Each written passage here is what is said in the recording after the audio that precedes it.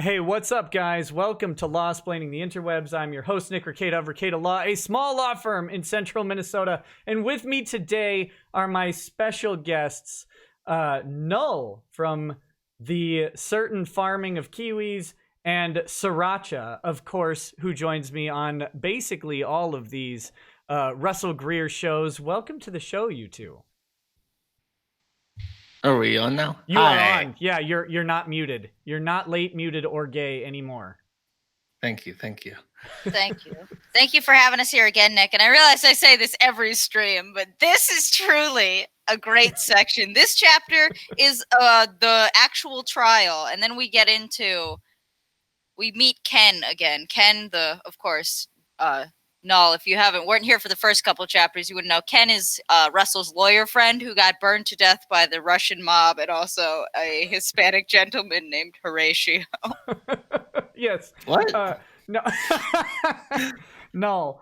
Are we on chapter 9 or chapter 11? We're on chapter 9. Chapter 11. Chapter 9. Sorry. Oh, the chapters are only a couple pages long, so well, that's perfect. Some of them are very, very long. Like chapter 6, I think, was like 35 pages long. Oh, jeez. He has consistency issues. The only place where he doesn't have consistency issues is his face, which stays consistent at all times. I mean, the consistency of having the right muscles seems to be off. So, to catch you up, Null, at this point in the book, because you haven't read this book at all, right? Am I correct? No, I've never looked at it before. Okay. I saw the first 2 pages before the stream, and I commented on his choices of everything. Specifically, my favorite part was he mentioned it was copyrighted by the United States Copyright Office, which is redundant. Anything you make is copyrighted. I guess you can file for the copyright ID, but then you would just put the copyright ID.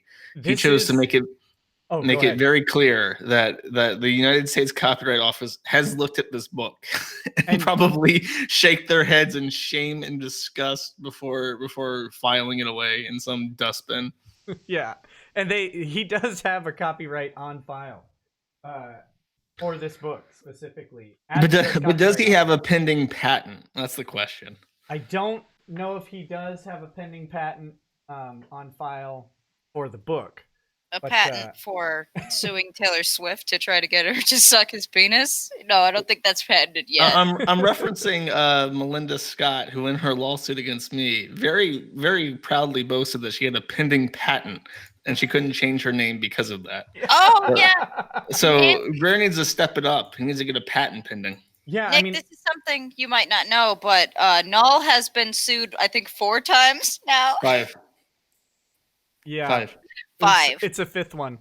Oh, I do know. I went on his stream the other day when he was sued again, and then I covered it on my stream. I think that same night, and then I got a bunch of angry comments from Melinda Scott. Oh yeah. Well, she didn't say that she ideated killing you, did she? No, she did. No, she didn't. She didn't threaten to kill me or say that I needed killing, but she did refer to me as a colleague, which might be the death of my career.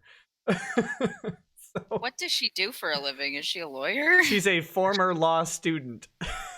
What's weird is that she has 2 different things that she says with that. She says she's either a former law student or an aspiring law student.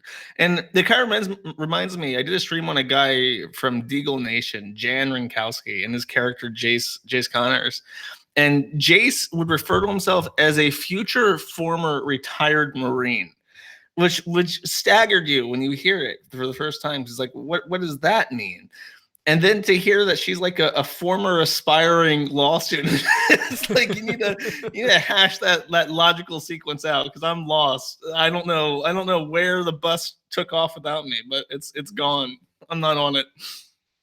Yeah, that whole thing is very funny. Someone in the chat is asking, who is Melinda Scott?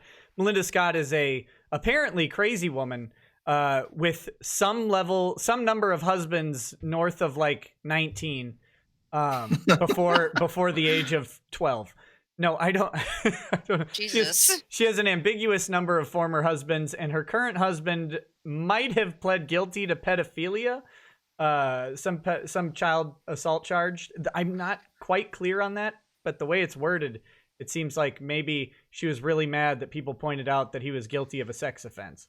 So The best way to sum her up is she's a vexatious litigant who's currently suing me because her neighbors have said that she goes around suing everyone. And she claims that I started that rumor in her lawsuit against me. Which I think, yeah, the best way to prove that you don't go around suing everybody is suing just about everybody. 5 times. 20 So- actually. She's filed 21 suits and has won one of them because Jesus. I don't know why. I think she had a stalker and she got a restraining order. The big Oh, W. okay. Okay, so there's a couple chats, and then we'll get right into the book here. I think that's sufficient introduction. And so the way we do this, Josh, is we alternate reading paragraphs. Typically, we have to comment on we had lots of commentary and jokes because we have to be clear that we are ridiculing everything about this copyrighted created work because ridicule is protected speech and is part of the copyright process, and therefore it makes it a transformative use. So If that makes you nervous, don't worry. There's plenty of things to ridicule here. yeah, so feel free to just bask and simmer in each paragraph and laugh at stuff. If you need backstory, ask questions. Sriracha is an expert on Russell Greer, and we would both be happy to fill you in with any details of the book so far. So let me hit these chats and then we'll jump in. So I've got one from Mithrin Emrys who says, "Nice to see you torturing Null by forcing him to read Greer's book. I approve." Thanks, buddy. I appreciate that. Rekieta says, "What's the meaning of life?" I think it's ridiculing Russell Greer is the meaning of life. Then Mithrin Emrys again says, "Question: If Scott, being Melinda Scott, and Greer hooked up, would they create the ultimate lol cow, or would it be a harbinger of the apocalypse?" Oh God. If they hooked up, Yeah. I don't know. What do you get if you mix a Jew and a Latter-day Saints Mormon? Would that be like a Latter-day Jew? Is that what comes like that? That is the Revelation, right? Like that's the entire book of Revelation is all of the dead Jews come back, I think. Really? I think That's horrifying. That's the worst thing I've ever heard. I think that's part of it, God. isn't it? Like that's the day of judgment is all of the people rise back up and the chosen from the book of life whose names are etched on the book of life, which we know all the Jews' names are, at least the pure ones from the 12 tribes.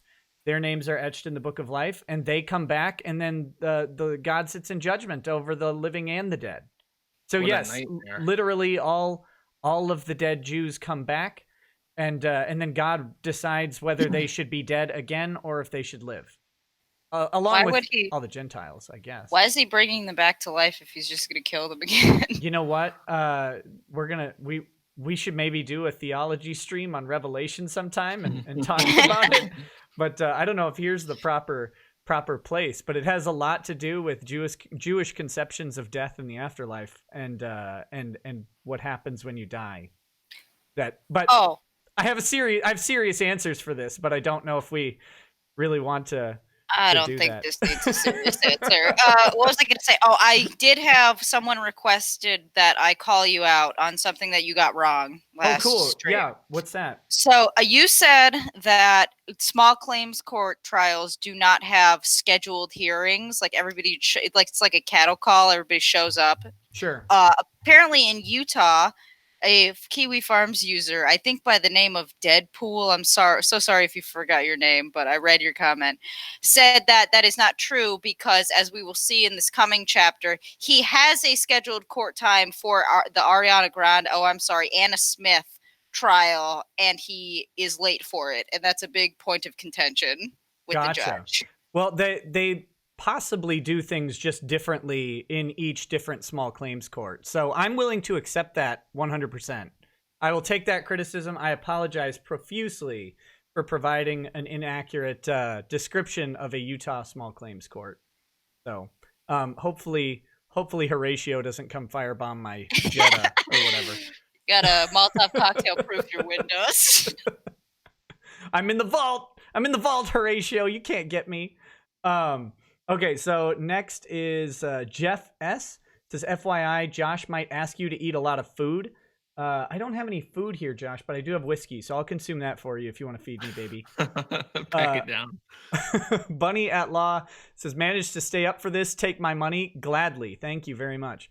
Cormoran says, here's hoping Melinda Scott writes a book too. And Mysterious Senor Hilter says, that face when the 6 Gorillion return. Well, there you go. I guess that'd be the bonus of Revelation, is you could actually count how many people died during the Holocaust. Is because they'd all come back and you could just ask them. Right? Do they still have the tattoos? I don't know. I don't know if tattoos are preserved. Because I don't know if that would be another theological question, maybe. Anyway, let's get into this book, shall we? So since you're new here, Josh, do you want to go ahead and start? Sure. Chapter 9. She chose him over me. Whispers followed me everywhere I went, in the store, on the public transit, and places I went to go eat at, anywhere. While it was normal but not appreciated for a passerby to gawk at me in public because of my face, I had an extra reason why people stared at me. I was that guy who had sued Taylor Swift. No matter where I went, I overheard, there's the guy who sued that one country turned pop star. What's her name? I don't believe that. That does not sound like a sentence any human being until me reading that sentence has ever said ever. Now, what's her name? The most famous pop singer in the world. Oh, fuck, it's slipping my mind. Oh, I'm sorry. We can't swear. Oh, frick, it's slipping my mind. You can. Swear away. Swear away. It's like the end of Signs, except with swearing instead of a baseball bat. No way. I don't want God to kill me, then bring me back, and then kill me again. So, you'll find this, Josh, that everybody on Earth knows that Russell is suing Taylor Swift. Like, everybody he runs into, they all know and hate him. Everyone, universally. Is he a paranoid schizophrenic? No, it's just the truth. Because you can't mess with Tay-Tay. If you mess with Tay-Tay, it's over. Your life's over. You should probably just find Greenland and live there. Taylor has gangs of roving Hispanics that beat the shit out of everyone that causes problems for her. Okay, sorry. Go on, buddy. I'm sorry. On other occasions, I heard, there's Taylor Swift's stalker. Sometimes as I walked down the sidewalk, people would come up and take unwanted selfies with me. I had definitely created an unwanted name for myself. My reputation was basically ruined. And I think maybe those voices he's hearing is just his subconscious yelling at him as he goes about his daily life. As an Easter egg, I got a private message on. It's not really an Easter egg. You guys don't even have to try to find it. It's like never mind. I got a private message from one of Russell's former employers who. Oh shit! No way. Yeah, who just said that they found my channel because we were covering Russell, and they were very appreciative of the content. So invite them on, whoever they are. I doubt they will do it, but I'm going to. So because the stories, right? What I would give. Yeah. But I will definitely do that. I don't know if they'd be willing to come on or not. But if you are seeing this, person who sent me a direct message on Twitter about your former employee, I will be asking, and please strongly consider it. We can do all sorts of things to keep you anonymous, so that you're not brought into the degeneracy. All right, Sriracha, do you want to take the next chapter? Of course. We'll set that up as like the rotation, I guess. On a few occasions, I had people accost me. One such occasion was in a store. As I stood at a self-checkout paying for my weekly gallon of 2% whole milk and angry. How do you have 2% whole milk? What the fuck? Who is drinking? What kind of single man is drinking an entire gallon of milk a week? Oh, me, baby. I go to the store. I get my milk every day. That's what gives me strong bones. My IBS is really triggered right now. Get weekly gallon of 2% whole milk. An angry, pudgy female Taylor Swift fan ran up to me, screaming, "You sick freak!" The female fan shouted from the top of her, this is all one sentence, by the way, top of her lungs, her face burning red. "You had some nerve trying to accuse Taylor Swift of those things. How dare you? And you're going to sue her again?" I stood, stunned and embarrassed, as other shoppers looked on. The female fan knocked the milk out of my hand, and the carton of white goodness splashed all over Taylor Swift's awaiting He face described and it as white breast. goodness. Yeah, the white goodness was the actual Flew description. all over the breasts of Kiara the hook. Like a bomb. The plastic container exploded upon hitting the floor, just like I exploded all over Kiara the hook. I was On gonna our say, 30 I get minute the date to feeling, Olive Garden. I get the feeling that this isn't the first time white goodness spilled because of Taylor Swift. I'm pretty sure every single night in Russell's dreams, white goodness is spilling on Taylor Because of Swift. Taylor But Swift. he is adamant throughout this book that this is not a date. It's not about a date. None of this is about a date. He's not trying to get a date with Taylor Swift. I mean, he may be trying to spray white goodness on Taylor Swift, but there's certainly no date involved. And Kiara is the censored name of the hooker that he went to the Bunny Ranch to hire, somewhere around chapter 5, 4 or 5, I think. Yeah, this book takes a whole sidebar to detail how he was totally ripped off by a hooker because he paid for 2 hours of her time and then pissed that all away going to Olive Garden. Yeah, That's not a joke. He rented time from the hooker and then got a limo and drove her from the Bunny Ranch to the Olive Garden, and then went back to the Bunny Ranch and was mad when he found out that no, the Olive Garden trip was included in the time. And so he had basically wasted like $4,000 on a trip to Olive Garden. And he was very mad about it. And he actually ended up getting banned from the Bunny Ranch. Because well, he should have asked. That's a pertinent question before you take a hooker out. Right, like why wouldn't you ask? Look here. What I'm gonna do is I'm hiring Kiara, but what I need to know is, can I take her for the all-you-can-eat soup and breadsticks first? And well, will that the count against my breadsticks are time? pretty good. I mean, if I was him, I'd feel kind of ripped off too. Like, bitch, it's fucking Olive Garden breadsticks. That's some good stuff. Why you gotta rip me off for it? What kind of Olive Garden meal lasts 2 hours too? That's way too long. She was burning she was burning the candles as long as she could. She kept him engaged in conversation to That's make true. that 2 If the hours. alternative is to have sex with Russell Greer, I'm gonna eat she my. knew what she was doing. She was wily. I'm gonna eat my Italian wedding soup one spoonful at a time. So Eric Blum says the Streamlabs chat is disabled. Do you mean the Stream Me chat? Stream Me chat is open. It shouldn't be disabled. And the Streamlabs chat, I got one a little bit ago from Cormoran, so it should be working. I don't know what's wrong, but I'm not going to try and fix it on the fly. Oh, Keck just sent one, so it should be good.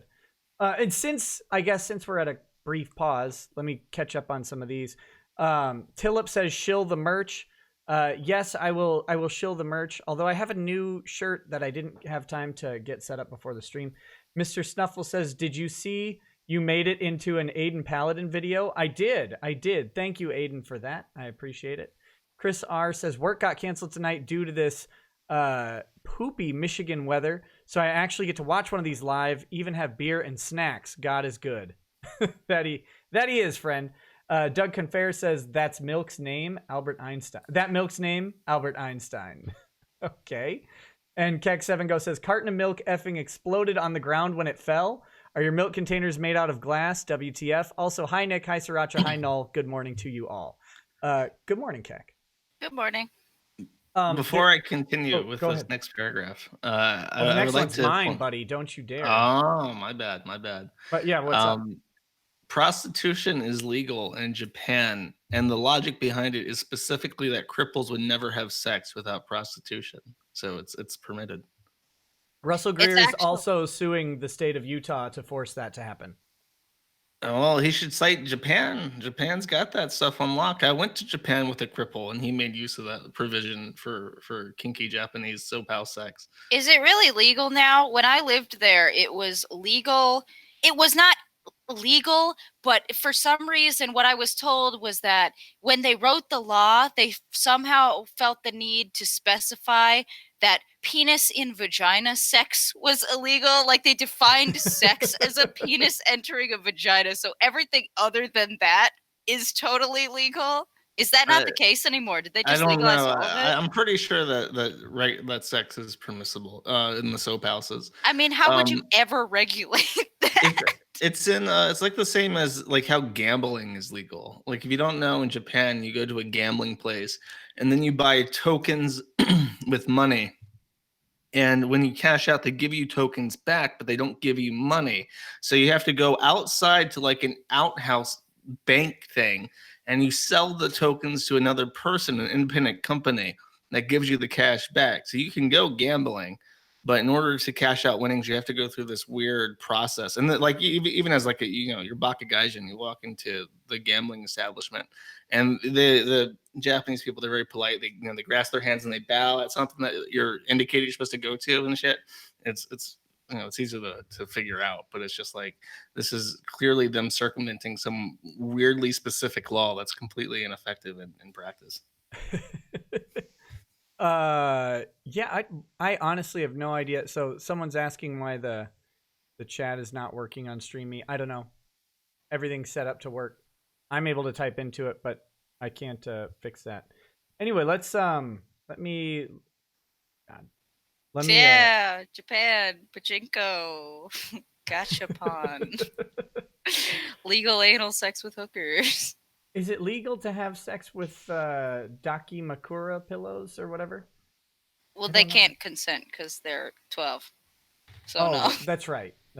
What if your pillow's really old? Like, what if you bought it and had it for 6 years, so now the pillow is 18? I think that's one of those deals where it's like, oh, she is 500 years old, but she just looks 8. Yeah, she's really an ancient golden dragon. Okay, almost comically, the lady slipped in the milk and fell on the floor. Well, that's rude, Russell. Why are you laughing at someone falling?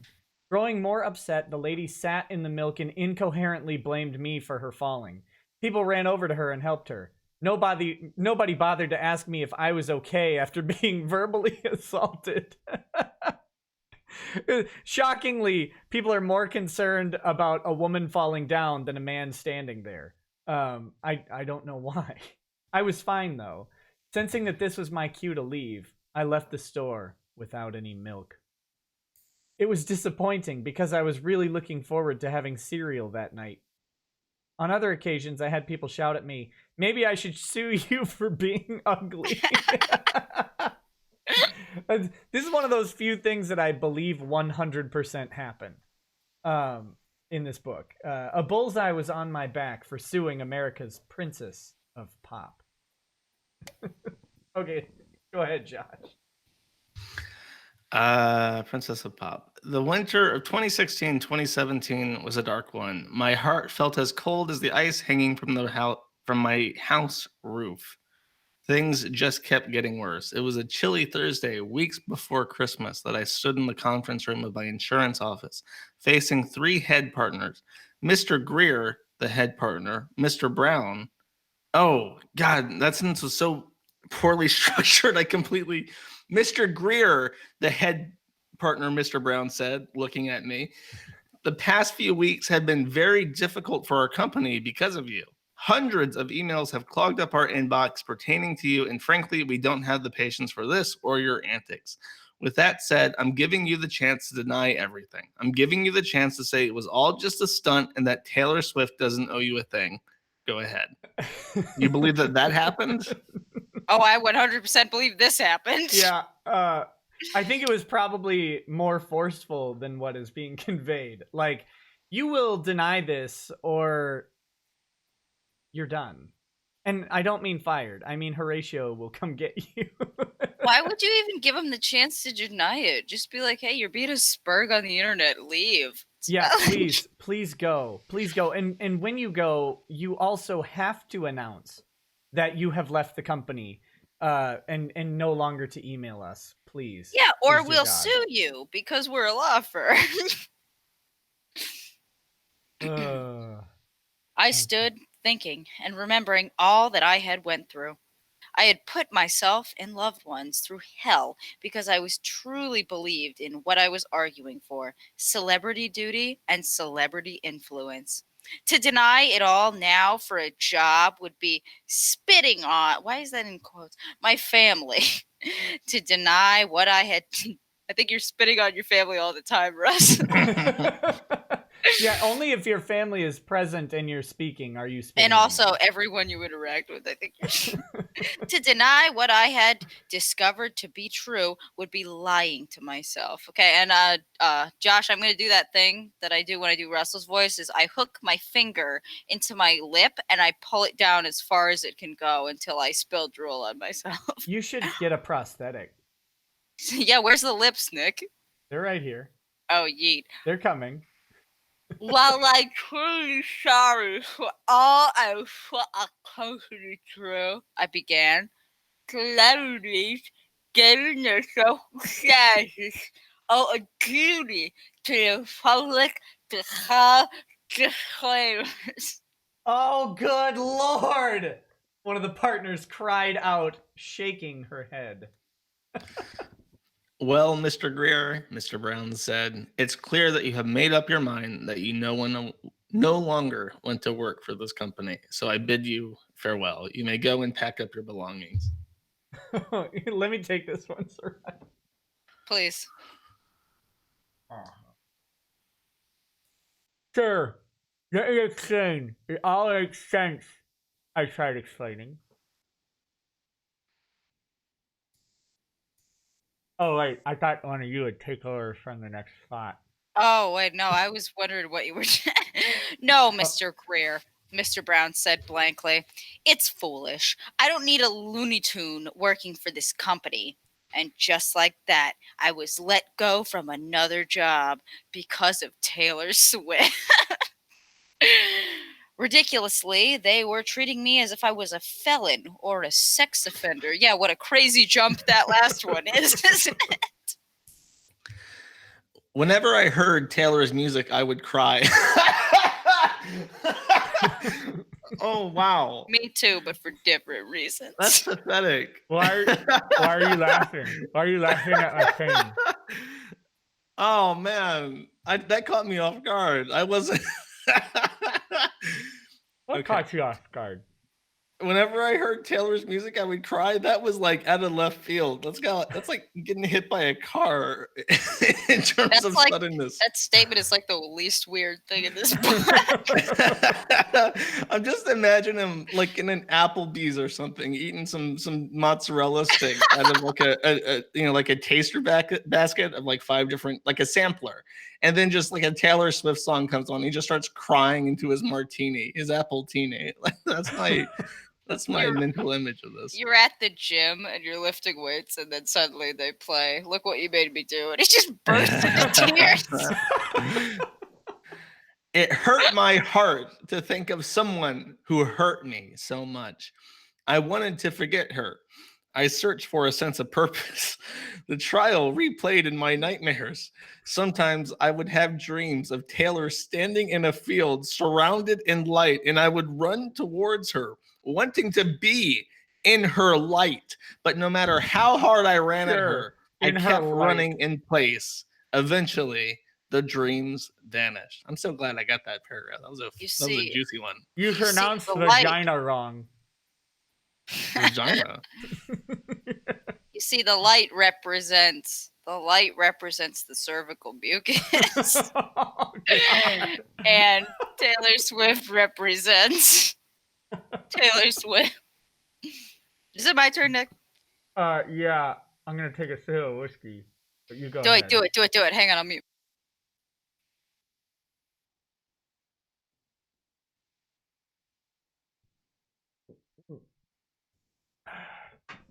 Oh, that's just delicious. Does it hurt going down? It looks like it hurts going down. This isn't being bigoted. This is Nick Rekieta trying to understand somebody's condition. Mm-hmm. This is a learning experience.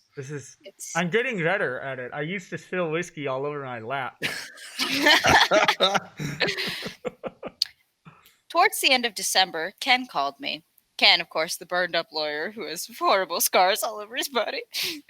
He had been released from the hospital and was slowly recovering at home. Russell, don't turn on the TV or the news for a few days, Ken warned. But curiosity had always killed me. I loaded CNN.com on my laptop, and the breaking news story read, Taylor Swift visits 95-year-old fan. My heart dropped. I couldn't believe what I saw. I was so upset. While I wanted to be happy for the elderly man, he did absolutely nothing to deserve that. That, of course, being a visit from Taylor Swift. This is the premise of his entire lawsuit. I love the next sentence. Like, he wrote that and immediately realized what a bastard he sounded like. Yeah, like No. if you have to say as conceited as this sound, you could have just not wrote that sentence, man. Yeah. Like, you're the editor. But yeah, so the purpose of his lawsuit is that Taylor Swift was recognizing the gifts of other people publicly by either like giving them a shout out on Instagram or like going, and visiting them or going to prom with some, pimple-faced kid in high school or something. And so for her to visit a 95-year-old fan right after the lawsuit that she probably didn't even know existed ended was like her shoving a cold steel dagger right through Russell's black withered heart. Which I think she literally does in the last dream sequence of this book. Spoiler alert. As conceited as that sound, it's the truth. I can't mince my words. Well, you can because you're editing the book. But it was almost like Taylor was flipping me off with that publicity stunt.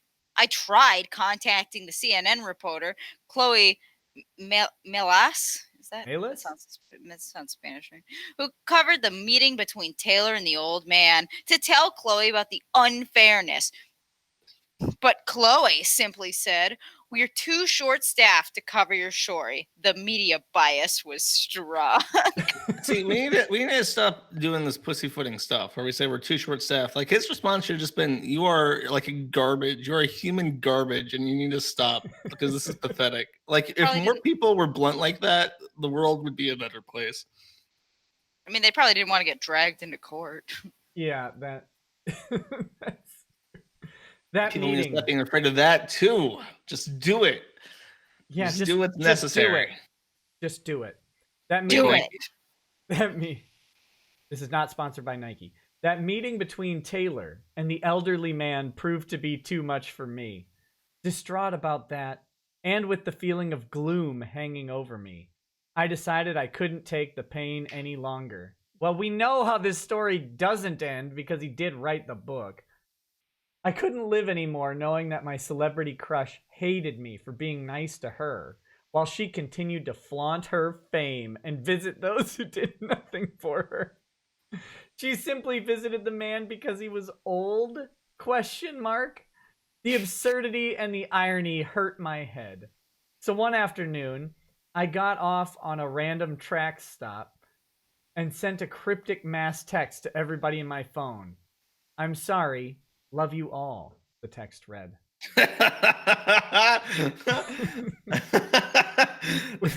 They probably all thought, oh, thank God. Oh, my God. I just remembered this, Nick. This is where Russell Greer, at the end of this chapter, meets the Kevin Landau of Utah. And I can't wait. I'm sorry, I was just overwhelmed with passion. Go ahead. I couldn't live anymore and bear the thought of what Taylor Swift did to me. I couldn't live with the thought of knowing that I hurt innocent people with my rhetoric. What Taylor Swift did to me, aka literally nothing. Yeah. That's what he's doing for. She did nothing. To make things worse, Taylor began dating a no-name British actor who, again, most likely didn't do anything for her.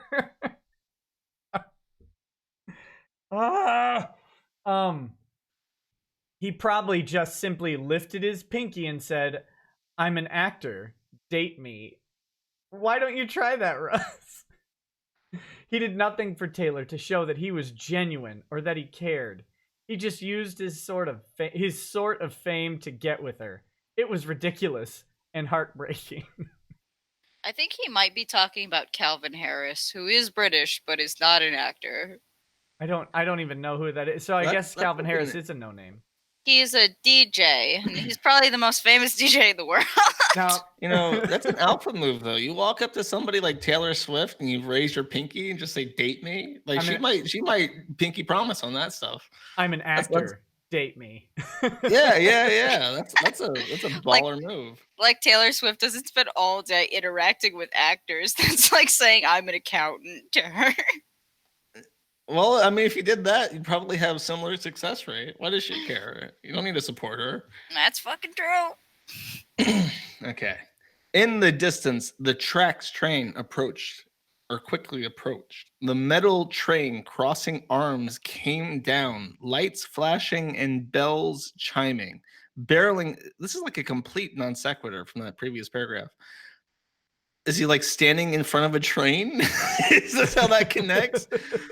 Barreling down the track, the train must have been going 60 miles an hour as it pulled 3 passenger cars all connected to each other. Upon seeing me standing in the tracks, the train driver began blowing the train horn. He is standing in front of the tracks. The train horn. Not in my best state of mind, I walked towards the approaching train, wanting death. The loud screeching. The train brakes were applied, but the train still moved quickly forward. People began shouting at me as thoughts consumed my mind. What does death feel like? Is it quick? What happens after we die? Is it just pitch black, or is there truly life after this? I continued to ask myself questions, preparing myself for the impact. Despite all of my rhetorical questions, I only hoped that suicide would free me from the mental anguish that Taylor Swift had inflicted upon me. As the train continued to come at me, a middle-aged man pushed me out of the way. We both fell to the pavement. Mere seconds later, the train rolled by. What are you trying to do? Kill yourself? The man asked me in a rude, scared to death way. What an asshole. Being rude. I can't believe somebody risked their life for this fucking asshole. Well, no, I gotta do? Kill yourself. I got big news for you. This didn't happen, so don't feel too bad. Yeah, no, this is like. I'm guessing there's not. I guess he wasn't involuntarily committed after this, which is probably what would happen if somebody had to push you out of a train's way in public like this. Probably go to psych or something, and there'd be a record of it. I mean, yeah, that's typically happens when you fail suicide, right? I don't know. Nick, I've never tried. Nick, can you take the last two because it requires? Oh wait, no, there's only one word. Yes, I blankly responded, catching my breath, not believing that I had gotten so close to killing myself. The man studied me, and then an expression formed on his face as if he knew who I was. Because apparently everybody in fucking Utah knows the name Russell Greer. I love the fact that he wrote in here that the guy who saved him from committing suicide had instant regret when he figured out who he was. He wrote that in his memoirs on his own volition. No, that's true. If this guy is alive and well, then he is definitely going to hell because for stopping this natural chain of events.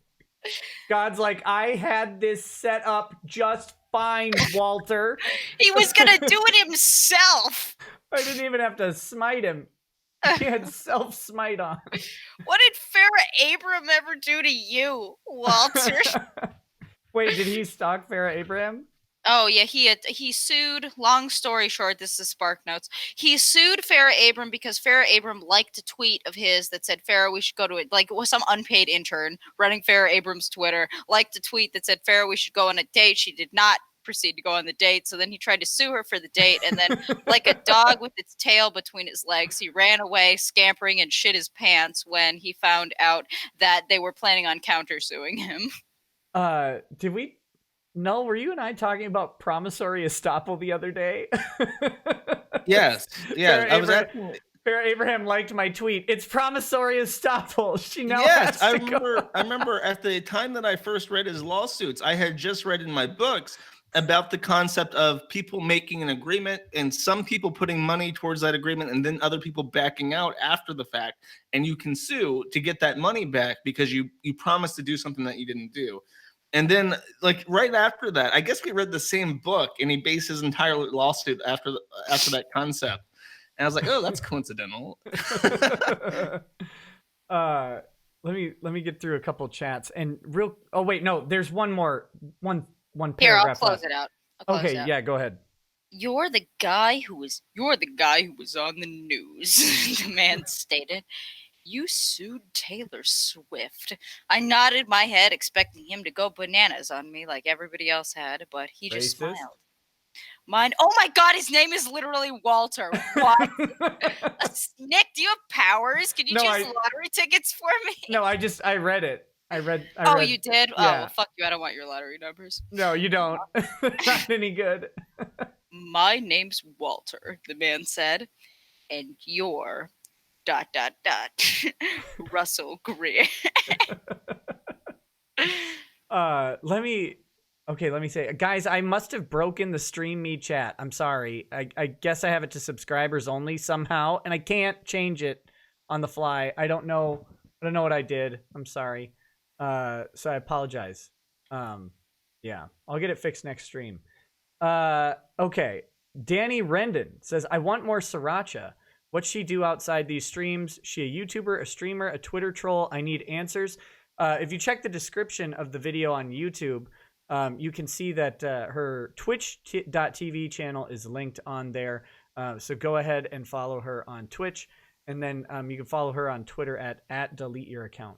Or is that delete your account? I'll put it in. Yeah, no, you're right. I am also a Twitter troll. Here, I'll put it in the chat for you. Yeah. Thank you. That's really nice of you. No problem. And also, I do have Null's website. Oh, not me. Sorry. No, the guy that complimented me. Well, fine. Screw you then. I'm deleting everything from the description. Screw you. I'm deleting you from the internet. My very famous website, netattheinternet.com. Everybody knows about that one. Yep, that is also linked in the description. I went there today. It was very thorough. It's very professional. See, I believe in a minimalist approach to web design. Did you design it with Flash or Java? Because I can't tell. It's very interactive. Oh, I was going to make a joke about some old Adobe product that you can make websites in like the late 1990s, and I've completely forgotten about it. It's like Adobe DreamWorks or something. I make everything in Microsoft Silverlight. Dreamweaver. That's it. It was made in Dreamweaver. Don Palmera says, Japan sounds totally crazy. Well, yeah. Tech7Go says, Kentucky governor's lawyers. Kim Davis failed to do her job as clerk, must pay $225,000 in legal fees.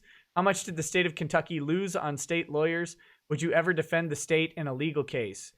That'd be a tough one. I don't really care for the state. Siren Jag says, yes, Greer is a sex offender. I find the thought of Russell Greer having sex to be offensive. Why is that hard to understand, Nick? Why? Sex is not supposed to be like a Gallagher show. The thought gives me glaucoma. A Gallagher show? Like the people in the front row need to wear ponchos or whatever? What does that mean? What's a Gallagher show? Oh, Gallagher's a comedian from like the late 70s to mid 80s, and he had a bit called the Sledge-O-Matic where he had a giant sledgehammer and he would smash various fruit on the front on stage. And so the front rows of his show had to wear ponchos because you'd have like watermelon juice or pineapple juice all over you. Oh God. All right. Yeah, it was good. It was good. Andrew Mohan says, how can you read this, Nick, and not want the death penalty?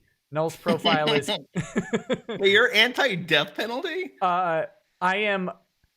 I have a nuanced lawyerly position on it. Because I have, that's how I live. No, I believe that the state has the power to impose the death penalty. I don't have faith in the American government to do it competently. That's my position on the death penalty. Null's profile is Cancer 148 Gang. So thank you. Oh, he's referring to my Kiwi Farms profile. All the text is in rainbow and then plays music about Japanese goblins. That's awful. Why would you do that? So people stopped sending me messages. Why wouldn't you just have menacing fang-bearing canine. I've tried that. It didn't work. I had to add the Japanese goblins to scare them away. Well, ladies and gentlemen, if we've got no more super chats, I'd like to get us to court today. Yes. Sorry. Let's this is where I get to start. Hell I yeah. get to start this. Chapter 10. The $50 million Taylor Swift lawsuit. He sued her for $50 million. Really? He just sued her for $100 million. Is he Maddox? Is he trying to compete Yes. with Maddox for most preposterous sum? No, that was 200 million, I think, right? Wait, how much was that? I don't even It was like remember. 20. We couldn't decide because of how the lawsuit was written if it was $20 million total or 20 million times the number of alleged torts, which would be like $220 million. Each tort, I think, was like 5 to 18 million. Yeah, well, some of them were 20, and then there was one that was like 1 million. And then there were several that were, 5 to like 20 million. And it was ambiguous as to who was responsible for what amounts and stuff like that. God, was such a mess. Yeah. Oh, Nick, did I tell you I saw Kevin Landau in court the other week, and his pants are now too tight. I heard that he was wearing some skin slappers. Oh God, yes. Landau's you're ass. in New York and you're going to see the people in court in person? I live in New York, so yeah, it's a quick train ride for me. You know, she is pretty good friends with the Stereos. Oh, okay. Yeah, I was gonna say we have like special rewards for people who go to locale court stuff. Oh, really? I should next time I'll take notes. Yeah. Like that started way back in 2012 when we had two women named Cian and Indigo go to the first court cases that Chris Chan was involved in, and we started handing out court next time awards for that. Luckily, the one I was at was just continued. So maybe next time something interesting will happen. I'll definitely take notes there. It would be easy to sneak a tape recorder in, but I am a upstanding citizen. No, don't do that. So I won't do that. Don't create liability for a forum trophy. That's retarded. Continued to when? Did they decide? April 3rd. Oh my God, I'm waiting for anything. Like, I still check that stupid website and see if new documents pop up. So, okay, the first line. I'm sorry. It kills me. Oh, wait, no, an hour after. I thought it said after an hour. Sorry, an hour after I had failed to kill myself. I thought it said after an hour I had failed to kill myself. I was still trying. I was waiting for the trains, but they must have been on a delay or something. That fucker Walter kept dragging me off the tracks. I kept telling him to leave me alone, but he wouldn't. Walter, run me over! An hour after I had failed to kill myself, my new acquaintance and I sat in a booth at a buffet. Walter was a lawyer, which is why he was hanging out at the train tracks, who had been actively following my case. Apparently, he had tried messaging me on social media, but since every other message in my Facebook inbox consisted of threatening and harassing messages from strangers, I never checked my inbox. Walter actually agreed with my lawsuit and agreed that the judge was not biased, the judge was the noun bias. He does that a lot, and I'm really amazed that he hasn't learned yet. And that John Smith was a dirtbag. John Smith is definitely not superstar Playboy lawyer Greg Skorda. Who fucks hookers on his way into court. And in court and in judges' chambers. And then he rails cocaine off the bench every time he wins it. I bet he doesn't even take them to Olive Garden. No, he does shots right out of the judge's navel. Oh, can I say, though, that I can disprove that this story happened simply by the fact that the guy that tried to save him was a lawyer? Lawyers would never go out of their way to save somebody. You know how much liability that creates for you if you try to help somebody? Screw that. What we do is immediately turn around and close our eyes because we can't represent someone if we're a material witness. So I didn't see the train hit him. I was right there, but I happened to turn away at the last moment, so I can definitely represent him, but I'm pretty sure the train did. I finally felt vindicated and understood. Don't try killing yourself again, but I totally understand why you tried doing it, Walter said as we both ate extra helpings of breakfast food. There's some very vicious people after you. They're the insane ones, not you. Are you still thinking of filing that federal lawsuit that was mentioned on the news? I'll take the next two because the second one's only a sentence. Okay, I guess I have to do the thing. Hold up. Yeah. I kind of said in the heat of the moment, I Pull explained. your lip down more. Pull your lip down more and try it again. Pull harder. Pull harder. My lips are dry. They'll bleed. I can't do it. Well, listen, Russell has to deal with this every day. The least we can do while critiquing his work is try to understand his pain. Yeah, what? You're telling me to suffer for my art? Is that what you're saying? Yeah, it is. Russell has like 30 years of pain, and you're complaining about a chapped lip? Come on. I am. It's really dry. I don't want to break it. Oh, jeez. I kind of said that in the heat of the moment. I explained to Walter, you should do it. I will help you, Walter encouraged. Imagine if the jury awarded you half of Taylor's net worth. You would be so rich. Walter had dollar signs in his eyes. He seemed to be after some of Taylor's money, too. I had never, ever wanted any of her money. I had only wanted fairness. To be honest, sex. I really didn't know what I wanted. Hey, Nick, hashtag not a date. What the fuck? Inappropriate. To be honest, I really didn't know what I wanted, which is why I sued her for, I don't know, fuck it, $50 million. Feels not reals, guys. Days later, Walter, by the way, I already made that joke. Kevin Landau of Utah. Yes. Days later, I met up with Walter in his humble office located on the 4th floor of a building in downtown Salt Lake City. A Juris Doctorate hung on his wall, identifying him. A Juris Doctor, Russell. Not a doctorate. It's not a Juris Doctorate. Doctorate? It's a Juris Doctor. It's just called a Juris Doctor. You do not have a Juris Doctorate. Anyway. Oh, wow, I learned something today. Just a Juris Doctor. That's what it's called. A Juris Doctorate degree hung on the wall, identifying him as a true blue through and through lawyer. So we wouldn't be able to sue her for slander, as she's protected by a thing called the litigation privilege, which is some bullshit thing that says you can lie about whatever you want and you're protected because it's all a part of the legal process. Walter told me. Nick, is that accurate? I mean, to a point. To a point, it's accurate. But you can't like blatantly lie to the court, as you know, as someone you know is about to find out, right? Like you can't just blatantly lie. If you file like an answer to a complaint, and you have like a Microsoft Word footer that shows up on every page, and it's just something like plaintiff raped and murdered a girl in 1990, is that permissible? Is that part of the litigation privilege? No, it's not. The litigation privilege basically protects you when you're filing your answer to a complaint, right? And you say that you deny anything ever happened, and then a jury goes through and says, no, this actually did happen, even though you denied it, and you're legally liable. Then you don't get sued for perjury just because you said something did or didn't happen, and then the court found the opposite. That's the litigation privilege. It's not like a blanket, way to defame someone or to, do stuff like that.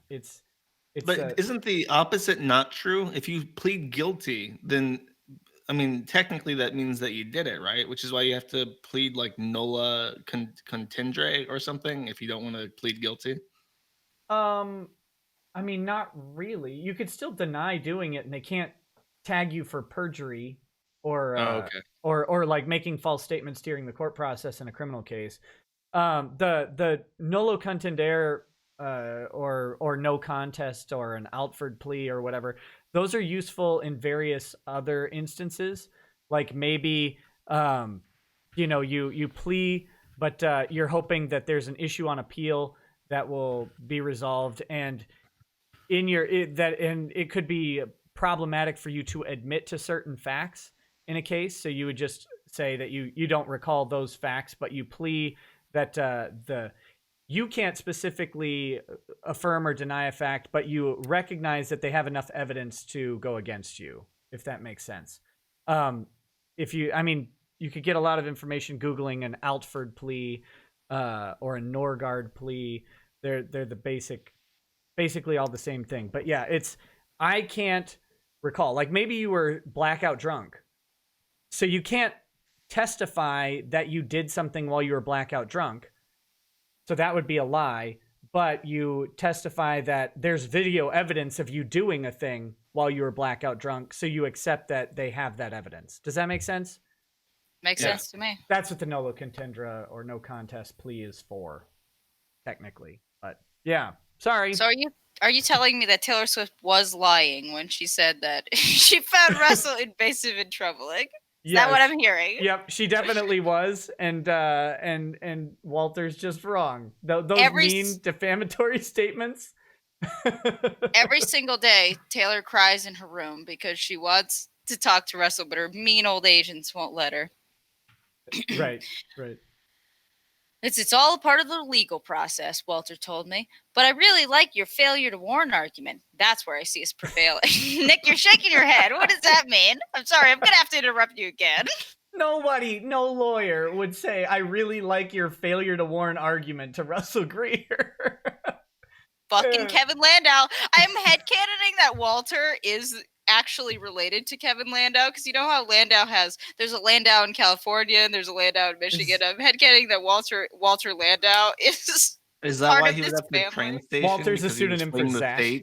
Yeah, Landau was just on the way to that. At the time, didn't he own he owned like a clothing store in LA? Kevin did. So Walter might actually be Kevin Landau. And this Landau is what the Walter Landau is taking the train because he's also an alcoholic who can't drive.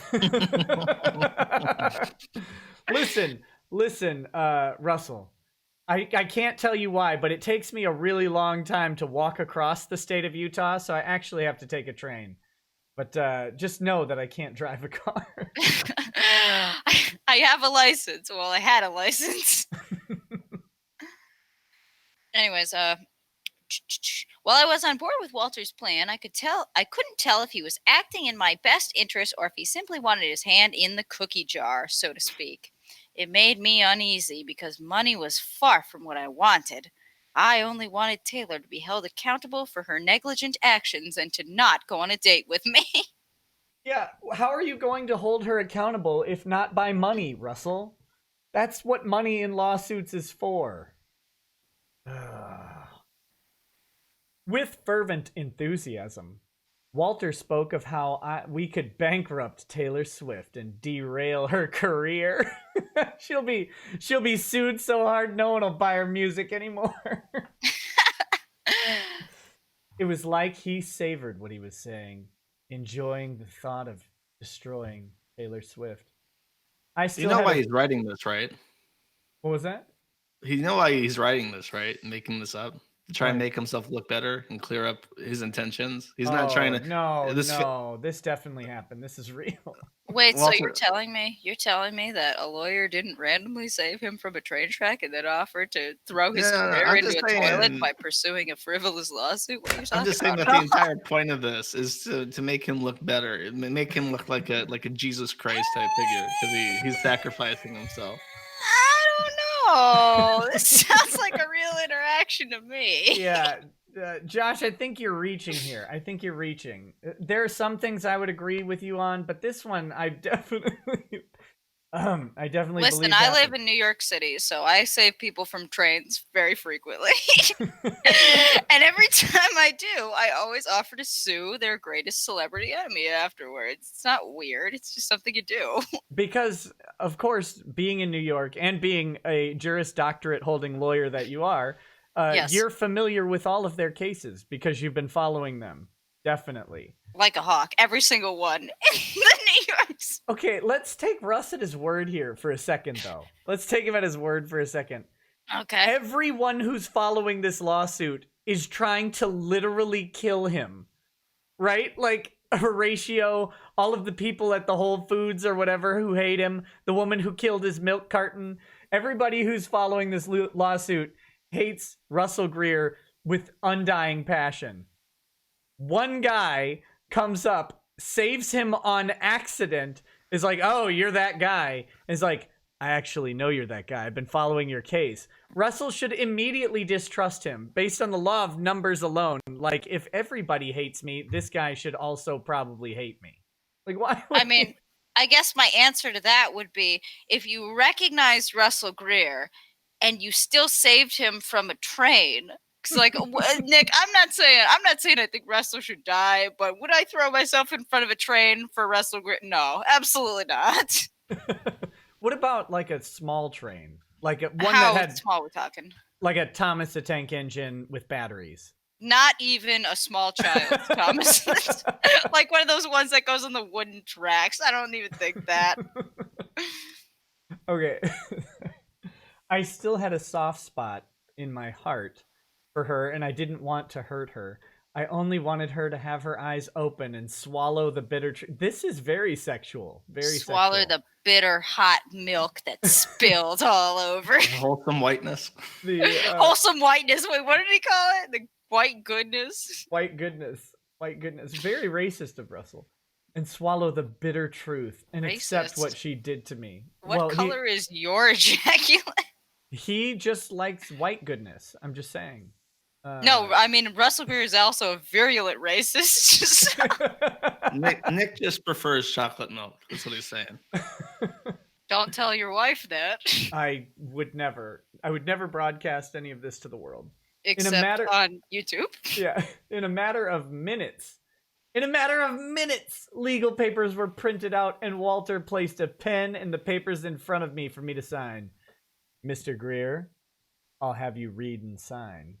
I'm also going to require a $500 retainer. Walter explained with a smile. I was in a deep thought as I studied our contract. Just one, though. Just one deep thought. Here, let me get this line out of the way. He's got a one-track mind. You know what I'm saying? You know what I'm saying? You guys know what I'm saying? One track, like a train that's running you over. Can I think over this? I asked. Just think this over, Russell, not think over this. Well, he's thinking over. Thinking over. Because he's missing the point, is what he's saying. Can I think over this? I asked. Sure, Walter said very politely. Metaphorically, I was stuck between a rock and a hard place. If I signed the engagement agreement, Walter would be my attorney, and all hell would break loose with Taylor, as I imagined her and John Smith wanted to happily countersue me. If I didn't sign it, Taylor would get away scot-free and continue to mislead with her publicity stunts, harming myself and people like Max, the dying hospital boy. I was in the dilemma. Turning to my one friend who supported me the entire time, I made my way over to Ken's home. Wait, Sriracha, help me out. Did he not visit Max? Is that what happened? Oh, he of course he visited Max, the dying boy. Null, you could fill in on this too. Russell visited a boy in the hospital in a definitely true story that absolutely did happen because he was volunteering, and the boy said at the last second, "I'm dying of cancer, and my only wish is to have Taylor Swift come visit me because Taylor Swift showed that she had a duty to visit everyone because she visited other people on the news." Nick, are you asking me if this is a real story that really did happen? No, I couldn't remember because he said he harmed himself and Max, the dying hospital boy. Oh, no, Nick. You see, many people believe that Russell is suing Taylor for a date. That's actually not true. This is #not a date. But he is suing on behalf of Max, the dead 7-year-old, or the dying 7-year-old in hospital, who knew that Taylor had a duty to warn with her publicity stunts. I'm pretty sure Taylor Swift would visit a dying 7-year-old that wanted to see her. I don't think she would ignore that. There's a lot of dying 7-year-olds in the world. But not many of them want to see Taylor Swift. Most of them, they're telling the Make-A-Wish people, I want to not die of cancer. Not many of them are like, I want to see Taylor Swift. Like, why would you want to see Taylor Swift? If that's your last wish, go to Nepal. Go have a Buddhist enlightenment journey in Nepal. I don't know if a 7-year-old wants to go to Nepal for an enlightenment journey. I don't know what 7-year-old. Also, you know that flight is like 17 hours long. That is a nightmare.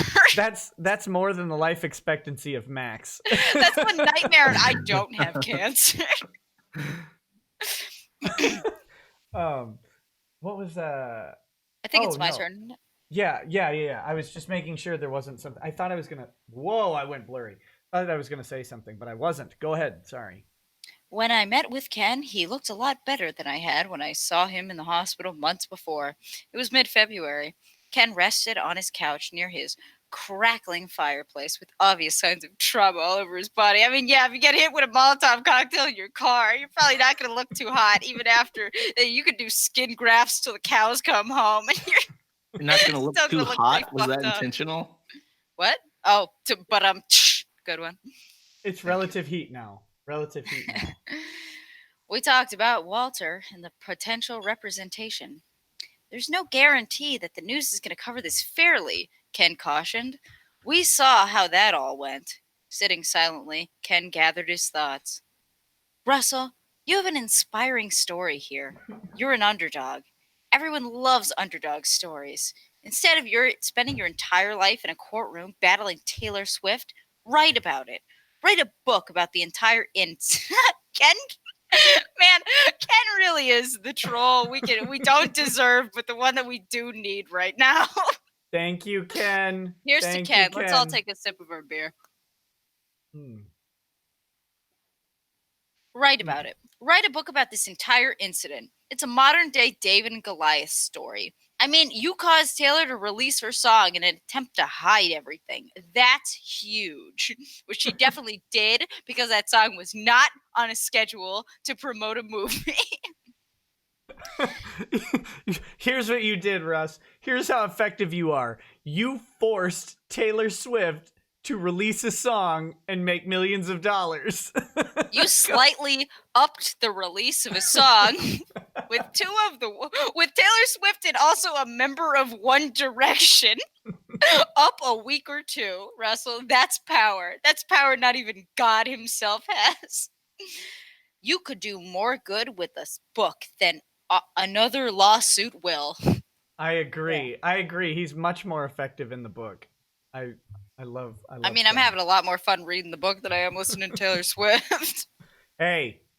No. Just kidding. Sorry. Writing had always been my passion. I couldn't believe that I had never thought of writing the entire incident out. My thoughts turned away from suing Taylor Swift a second time to publishing a book about why I sued her. After all, nobody understood my cause of action. There was no guarantee that my second lawsuit would be covered fairly. As I developed the book idea more, I wanted the book to influence people and not just be an explainer sort of book. During my brainstorming, Walter would continue to call me and email me, asking if I had made a decision. Asking if I had any booze, and could he borrow my car? Walter, if you're out there, because if you're still trying to get in on that sweet Taylor Swift settlement money, and you're out there, Walter, I need you to contact me. I need Walter. During my brainstorming. Oh, wait, I read that already. I wasn't sure how to tell him off, as if he wouldn't leave me alone. So I did the easiest thing I could do, and I blocked his number and email and never, ever heard back from him. Or got his last name. Then he sued me. For failing to make representation. Said he would respond to my emails.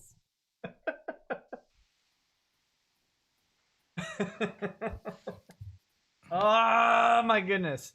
Let me catch up on some chats real quick, and then we can go through more if we want. Bagel Goose says, Null, show us your toes. No. Now. What's happening? Just I don't know that you actually have toes, so I'm going to ask you to DM me a picture of your toes on Discord, and I will definitely not leak it. So just go ahead and do that whenever you're ready. I could just verify that you have toes. Lazarian444 says, so Russ is cheating on Burnt Ken with Walter? Rude. Oh, wait, no, that was Lampshade. Lazarian said, I can't believe how much this is like My Immortal. That's Ken or Walter. Walter saving Russell Greer is like my immortal. Yeah, Lampshade says so. Russ is cheating on Burnt Ken with Walter. Rude. Olivier Flamant says ask Josh why he got butt blasted about the gym docs. Oh, I Okay. replied to this guy in chat. I said I got irritated over the gem docs because people got really mad at me, and I didn't want to put up with it. That's it. Oh, well, how dare you? Sorry. I don't care. The No, I'm orange being... don't you can only be legitimately sorry on this channel. The orange cow says all Taylor needs to do to make things right is give Russell her colonoscopy bag. I think he means colostomy bag, and maybe let him lick the stoma a little. She owes it to him. That's hideous. That's disgusting. That's one of the grossest chats I've ever gotten. Thank you for that. I'm really happy I don't know what any of those words mean. Oh yeah, you don't want No, to. don't tell me. Don't tell me. Nope. Just stop right there. Move it on out. No, oh god, it's horrid. It's just lingering in my head right now. Like the licking hole. What's the turtle buttered stoma hole? Is that are we getting to there? Like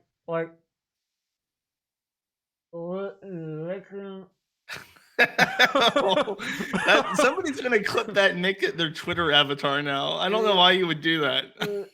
Nick, you have a really long tongue. Not long enough. Not long enough to get into that stoma. Oh god, it's puke. Puke on stream. Puke on stream. The orange cow. That is filthy, man.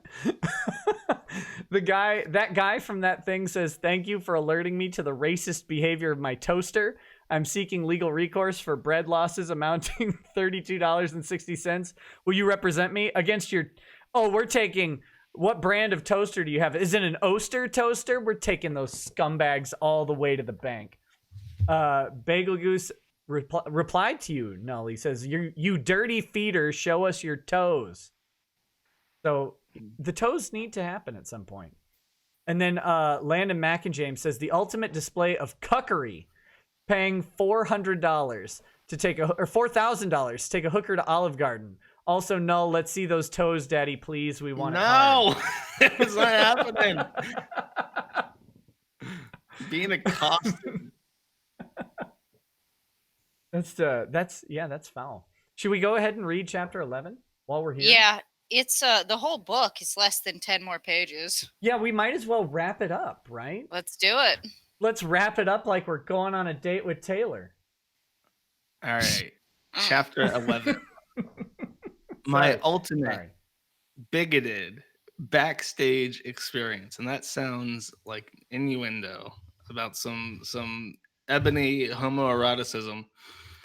All right. The colorful stage lights illuminated off of me as I sat in the third row, dressed in a suit near the stage at the Vivint Smart Home Arena in Salt Lake City with a group of other fans who had purchased VIP backstage passes to meet and see a famous female artist. It was mid-March. Due to this artist's lawyer sending me letters warning me not to put her name in this book, I will refer to her as Anna. Anna, a popular, young, beautiful, Grammy-nominated artist, strided out onto the stage with her background dancers. My heart raced as I saw her in person. The tickets had cost me close to $1,000, but I had spent all of that money in a desperate attempt to get Taylor Swift off my mind. I figured acceptance by another celebrity would get me over my depressed Taylor Swift thoughts. Kind of like how I went after Taylor to get over Murphy. Kiara the hooker. Kiara the hooker. Kiara. Her name's Kiara. Yeah. I never, definitely that one's censored. Wait, why is a woman's name Murphy? Can you explain this to me? Murphy Brown. Have you never heard of Murphy Brown? No. What kind of name is Murphy? I've never heard a woman named Murphy my entire life. What kind of last name is Moon? It's a good one. Thanks for asking. It's Korean. The president of South Korea is named Moon. Thank you very much. Really? Did they kick I'm not up to date in my Korean politics, obviously. Yeah. Also, isn't the head of the UN Ban Ki-moon? I wouldn't know. That's We don't know. current- We don't know the answers to these The current questions. We shitpost Secretary on the General internet all day. of the United Nation from South Korea, Ban Ki-moon. I guess I don't keep track of the UN. I don't respect its existence. It's an illegitimate international organization. I agree with you. And just as an FYI, my boomer powers have fixed the Stream Me chat. I apologize, Stream Me chat, for neglecting you for so long, but you have to factor in that I'm a complete idiot and just couldn't figure out how to fix it. Also, the menus on the Stream Me settings are ambiguous. I had to turn it on to trolls mode. I put it on sub only too, because it's like a switch, and it indicates that the right side of the switch is to enable non-subscribers to post, but it's actually the current setting on the left side. I remember doing that on accident too, and then once you set it that way, it changes like 4 other settings too, and you have to go through it and switch them all off, and it's a pain in the ass. Yeah, I don't have to worry about that anymore. You went ahead and got yourself thrown right off. I had to turn off audience participation on my Twitch channel because everybody kept saying the N-word. You should stream on Stream Me, where apparently you can just say whatever you want in the chat, and Twitch can't touch you. Listen, I've already been banned from Twitch once. I don't want to get banned again. Guys, chill out. I find I got one more sentence, and then we can. Oh yeah, sorry. While Anna was very beautiful, she had a reputation for being a snob, but I don't judge people without meeting them, so I didn't care what other people said about her. He literally wrote an entire book judging Taylor Swift, and then says he doesn't judge people without meeting them. Have you ever met her? Of course not. If he was ever in the presence of Taylor Swift, there would be a saliva goo colored covered photo of her immediately after. Like a ticket to meet her in person, like he did with Ariana Grande. I don't know. No, Taylor Swift does not do meet and greets, as far as I know.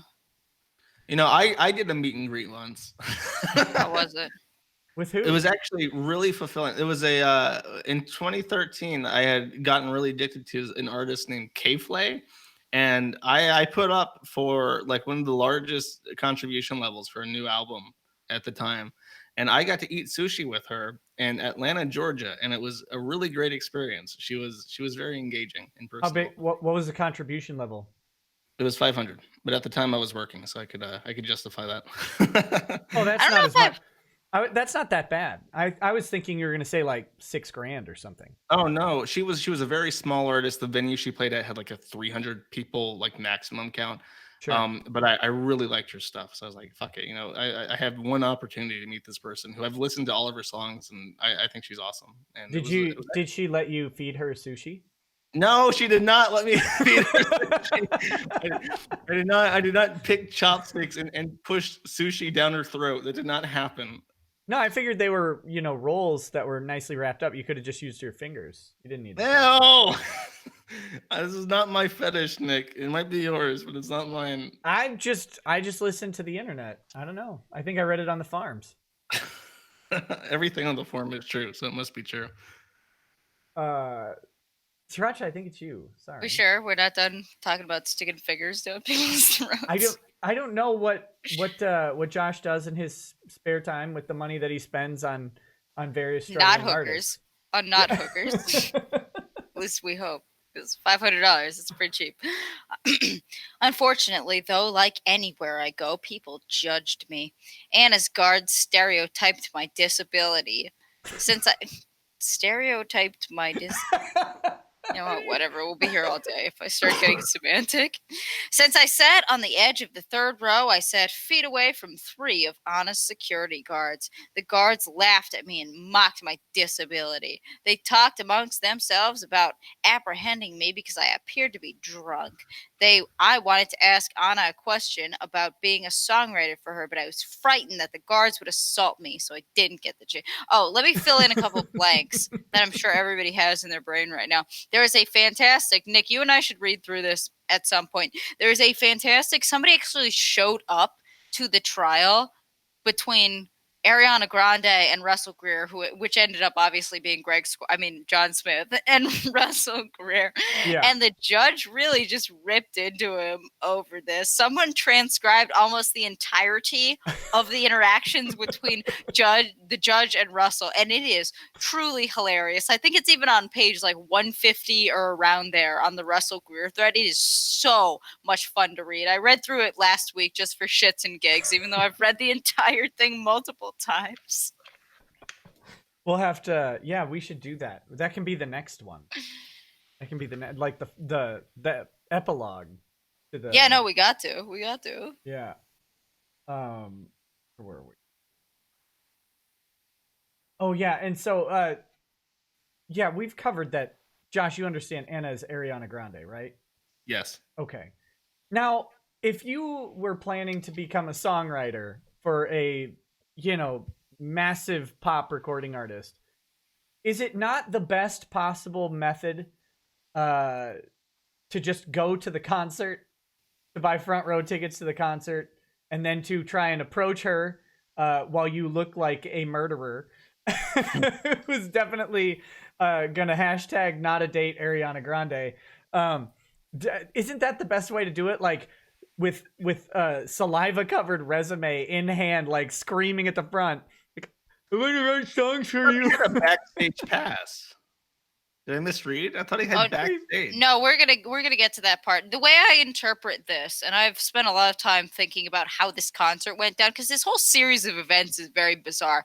The way that I'm interpreting this is that Anna Smith, or Anna, or Ariana Grande, first she came out and she did a little like meet and greet with the fans, and then she went backstage and everybody got the chance to take a photo with her and talk to her. No gifts were allowed, by the way. That becomes important later, so remember that. It was an explicit condition of buying the badge that you could not bring her a gift, because they don't want anybody stuffing flowers with ricin and handing it to Ariana Grande before her concert. And then after all of this, she puts up with all of this bullshit. Then she has to perform for 2 hours. That is how I interpret the series of events.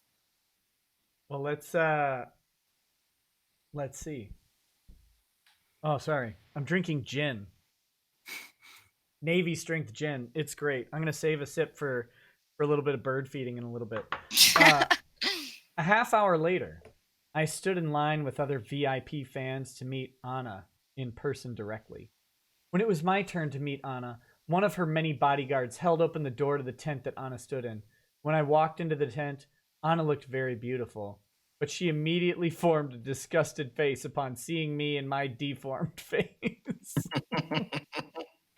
I felt so ugly and little. Well, those are both true. To all of the people before me, Anna had told them how beautiful they looked. Trying to brush aside her rude expression, I made conversation with her.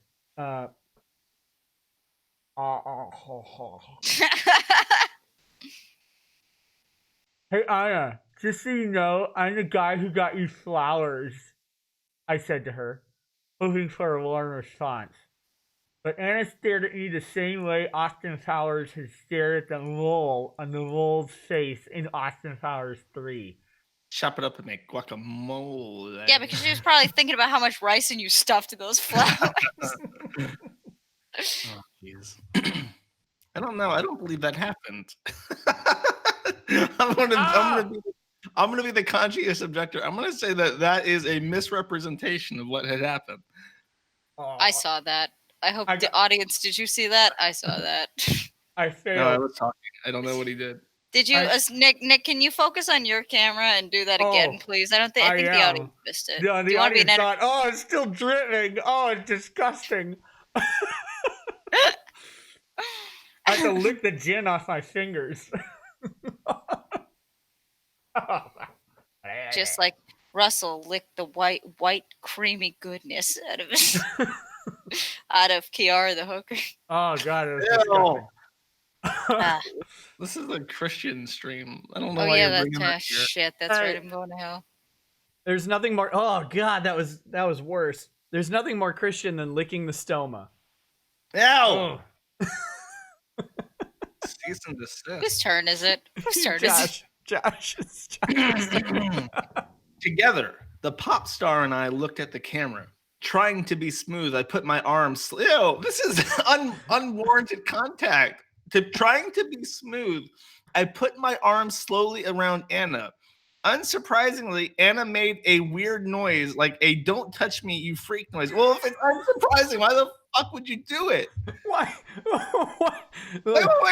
I want to reconsider this. I'm going to reread this. Unsurprisingly, Anna made a weird noise, like a "don't touch me, you freak" noise. Next sentence, I couldn't believe it. Unsurprisingly, next sentence, I couldn't believe it. Well, what the fuck? One of these statements is false.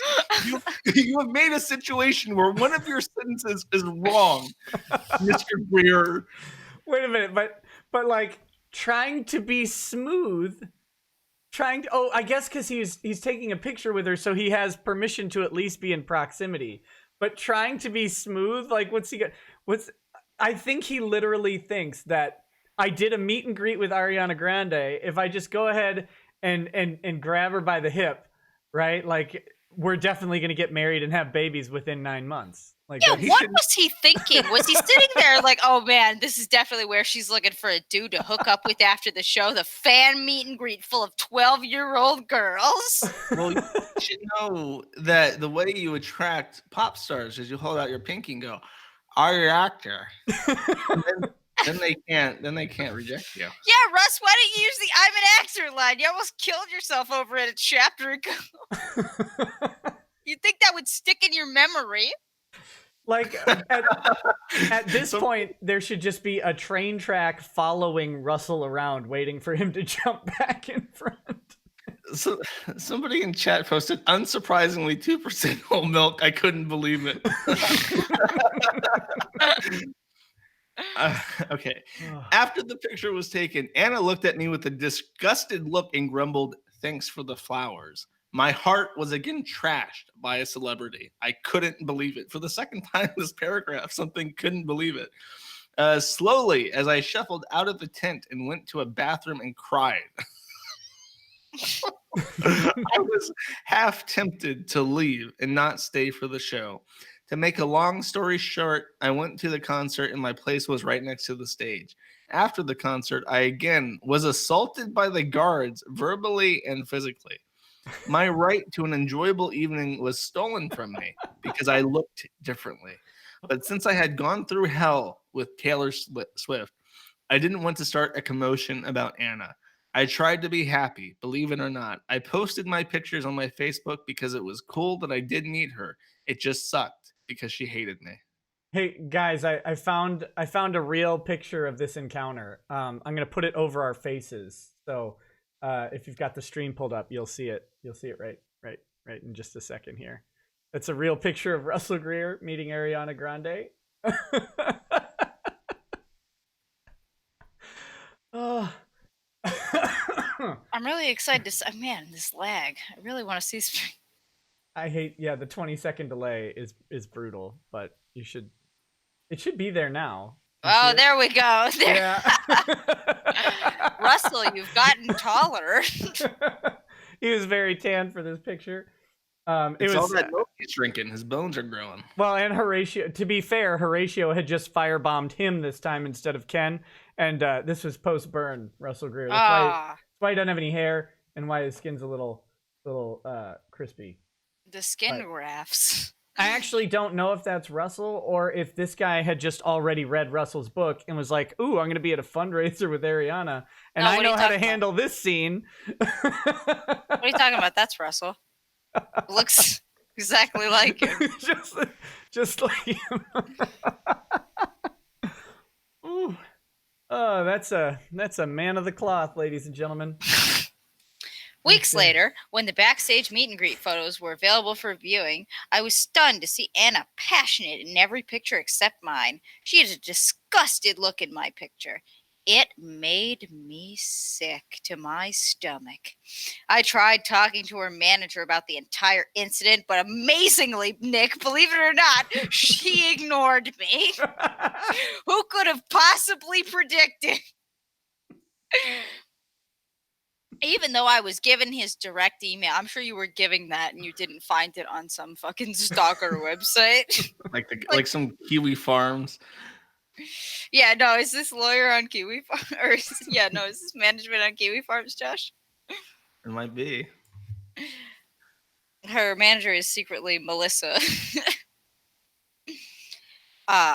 The word duty came to mind again. Amazing. All of my, I'm sensing a theme. All of my past research processed through my head, and the calculation formed in my brain that Anna had failed to provide a safe environment for a disabled person, per Utah law that requires places give disabled people equal rights in places of amusement. The word place was in that sentence about 6 times. Surely equal rights also pertain to not being assaulted. Nope, that's where they stop. They're like, whoa, we're looking to give a lot of equal rights out. However, the assault, that's where we don't want equal rights. Laughing at people is You have to illegal. build a wheelchair ramp, but nothing stops you from shoving the cripple down the wheelchair ramp after you build it. That's fine. At least it wasn't the stairs. As long as you yell that out when you shove Tonka down the wheelchair ramp, you just have to scream, at least it wasn't the stairs. I'm sorry. To my hesitation, I came out about what Anna did to me after a terrorist attack prompted me to reveal what she did. Horatio! Wait, what terrorist attack? Yeah. Someone that was the Manchester bomber bombed an Ariana Grande concert. And Nick is laughing at terrorism. Everybody screenshot this. Oh, So, wait. wow. I forgot that happened to her. It didn't happen to, let's be clear, it didn't happen to Ariana Grande either. It happened to a bunch of Brits who went out to buy tickets and went to her show. 12-year-old British girls that got blown to pieces at her concert while she was performing, and she had to watch it. Yeah, that's awful. What the fuck were you guys talking about? It happened to Russell Greer in Utah, who never left the United States of America. I don't know where you guys are getting this shit. She must be taking that stem cell juice that makes you stay young forever, to have the kind of karma that results in Russell Greer and then having children blown up in front of you. Like, you have to be doing some pretty evil shit for that kind of karma. That's not everyday normal. Can you imagine the thought process that goes on? Like, breaking news. Bombing at Ariana Grande concert. Children's body parts littering the streets of London. And Russell's like, I have to tell my story. It's time for me to come out with the truth after all these children have died. Is he alluding that it's her fault? Like, yeah, obviously. I can't take it. What is... Oh my gosh. I'm sorry. Ooh. Who started it, Null? I need a minute. Oh, wait, we're still on this. Who was reading that chapter? Or that paragraph? Okay, we're not at the middle. We're still at the beginning. I'm sorry. Okay. I felt obligated to hold her to her higher duty that public policy dictated. See chapter 1 if you don't know what I mean by public policy. I sued her because her or her manager never offered any explanations or apologies or fellatio. Since the guards were under her control, because again, we know that Ariana Grande is the one dictating orders to her security guards. Yeah, not the security company that she hired. She's the security expert. She is Kevin Costner, and she is telling them what to do. She also orchestrates terrorist attacks. It's like how he attributes every malicious thing that happens to him as a direct coordinated attack by Taylor Swift. It's like, these people got other shit to do. They don't even manage their own concerts. They got other people for that. They don't even read their own emails. He thinks Ariana Grande is fucking Saddam Hussein. Are they gonna send the US hiding in a cave somewhere in Iraq? It's Ariana Grande eating rats to survive. and then afterwards, Trump comes out and is like, ladies and gentlemen, we got him. It's like a Scooby-Doo thing. Trump pulls his mask off and it's Ariana Grande.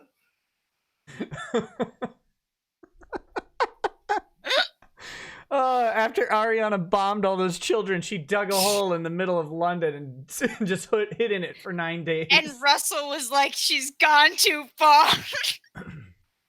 Oh my god. Okay, since the guards were under her control, she was liable. She was the one running the shindig.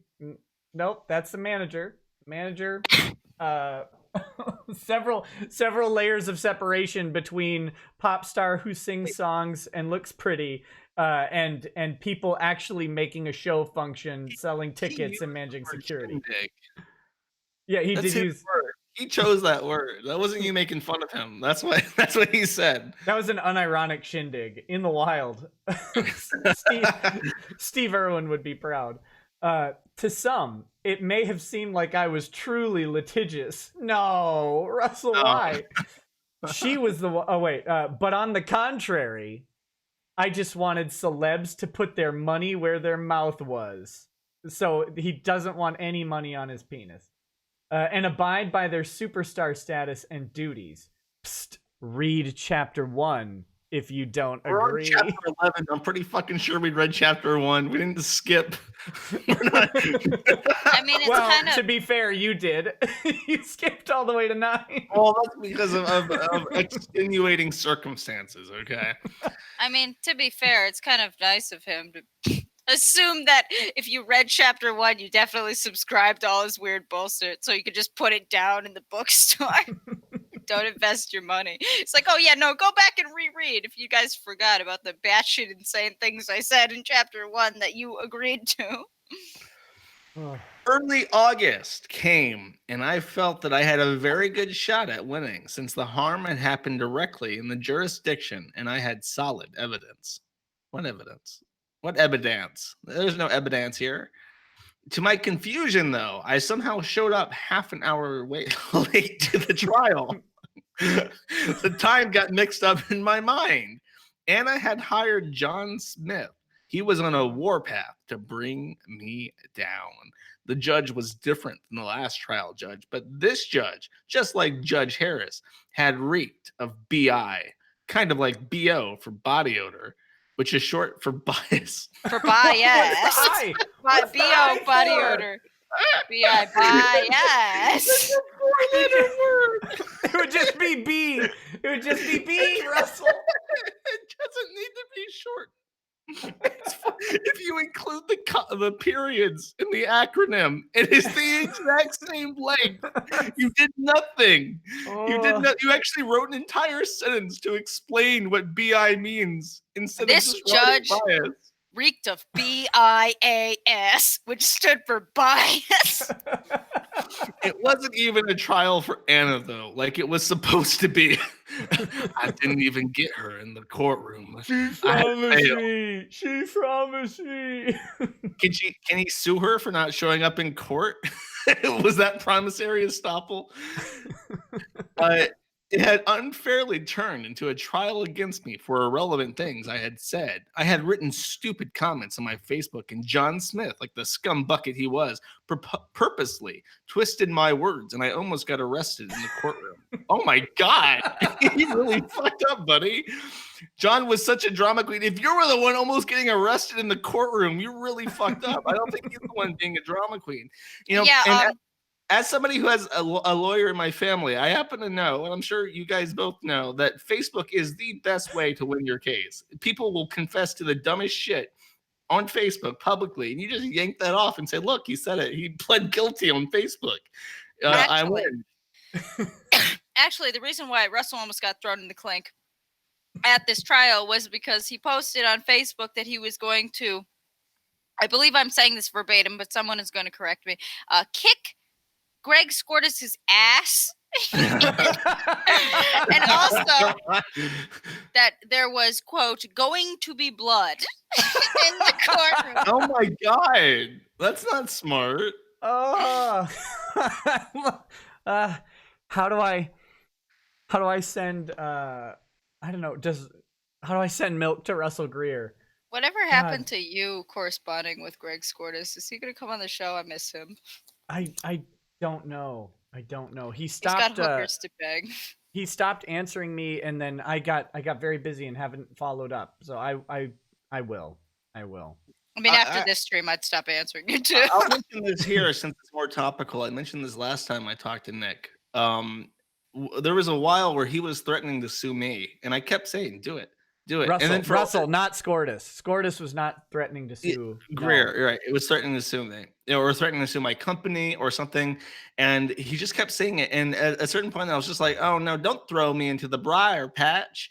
I would be torn to shreds in the briar patch." And he never did sue me, but I was kind of taunting him to do it because I had emailed Skordas and I said, "Look, I have no money whatsoever, but this guy's like a creepy weirdo. And if he sues my company, I can't even answer it pro se because of how that works." And I was like, "Would you be willing to represent my company pro bono, or seeking relief seeking your money from him if we won, if he were to sue me?" And all he said in reply was, "It would be my pleasure," sent from my iPhone or something. That was the entire message. And I was just like, "Oh, it would be so much. I would get like a little suit. I would fly out to Utah. I would have fun. I would have fun." Yeah, the good thing about small claims court is you don't have to like do a bunch of paperwork. I mean, you can, but for the most part, it's all done on oral pleadings, right? Like you file your initial complaint, which is usually just a disaster because it's written by a non-lawyer, and then then the people go in and they just hash it out. They get a court date right away. So I'm sure Skordas probably would love to just go in and make fun of Russell in court without having to do any like heavy lifting on drafting documents and stuff like that. Somebody asked in chat, can you be forced to fork over Bitcoin assets? I don't know what Bitcoin assets you're talking about. I have literally 0 Bitcoin. I don't even know what a Bitcoin is, sir. Preposterous accusation. What? I don't believe Bitcoin is real. Good news, because it's not. That is real, not Israel. So just so we're clear on that. Just make sure. Yeah, we wouldn't want to say that on. Okay, so is it? Wait, Sriracha? Is it you? Good God, whose turn is it? Hang on, where are we? Unsurprisingly, John again. Unsurprisingly, John again brought up the lie that I had sued Taylor Swift for a date to establish not a date, to establish a pattern of my, quote, frivolous, litigious, and crazy behavior. To my frustration, trolls secretly filmed the trial and put it up on YouTube and other sites. For example, that loser Kiwi site. What? Oh, gosh. We got a shout out. Yeah, no, but in this book, it's the Kiwi Orchards. It's not the Kiwi Farms. I'm not going to assume if he mentions me. Please. Are you sure you're not going to sue him? Mention me as many times as you want. I implore you. No, God. He's talking about your direct competitor, the Kiwi Orchards. Someone register that domain immediately. No, I really hope you don't take this the wrong way, but God, would I love Russell to sue you. Oh, it would be fantastic. I would love to see what address he sends it to, because I know he's going to get that wrong right off the bat. He's going to send it to that what is it? The one in Florida? What? Luckily, I wasn't arrested, but I was fined for speaking the truth. The fine he is talking about is the judge was so frustrated with Russell's bullshit that he awarded Greg Skordas $1,500 in attorney's fees on behalf of Ariana fucking Grande. She might be a millionaire, but she does not have to deal with this. Oh. Just like all other truth speakers, I had been punished because the judge, nor John, wanted to open their minds, which goes against all legal precedent, as judges are required to analyze situations broadly. I don't even know what those last 3 words mean. Neither does he, because so many court documents, opinions from judges contain the words, "We must construe this narrowly." Like the whole idea that judges are required to analyze situations broadly is generally the opposite of truth. and they wouldn't use the word broadly. They would use narrowly or liberally, liberally construing something. Broadly is too vague. It might mean womanly, right? Like that's why they can't say it. Is that true? I don't know if that's. I don't. You know what? Let me hit a couple of these chats real quick. Or wait, we have a couple. One more paragraph. One paragraph, and then I'll do chats, and then we'll do. Okay. As the trolls filmed me walking out of the courthouse, parentheses, none of the news stations showed up because John had again threatened them. I'm sure that's what he was doing. I began to wonder if my white knight efforts were worth the repercussions. Sidebar, they never are. They're never worth the repercussions. No fake, fat-faced judges wanted to listen to me or look at my evidence. Even when I cited the correct laws and the correct precedent, nobody wanted to listen. Everybody just laughed.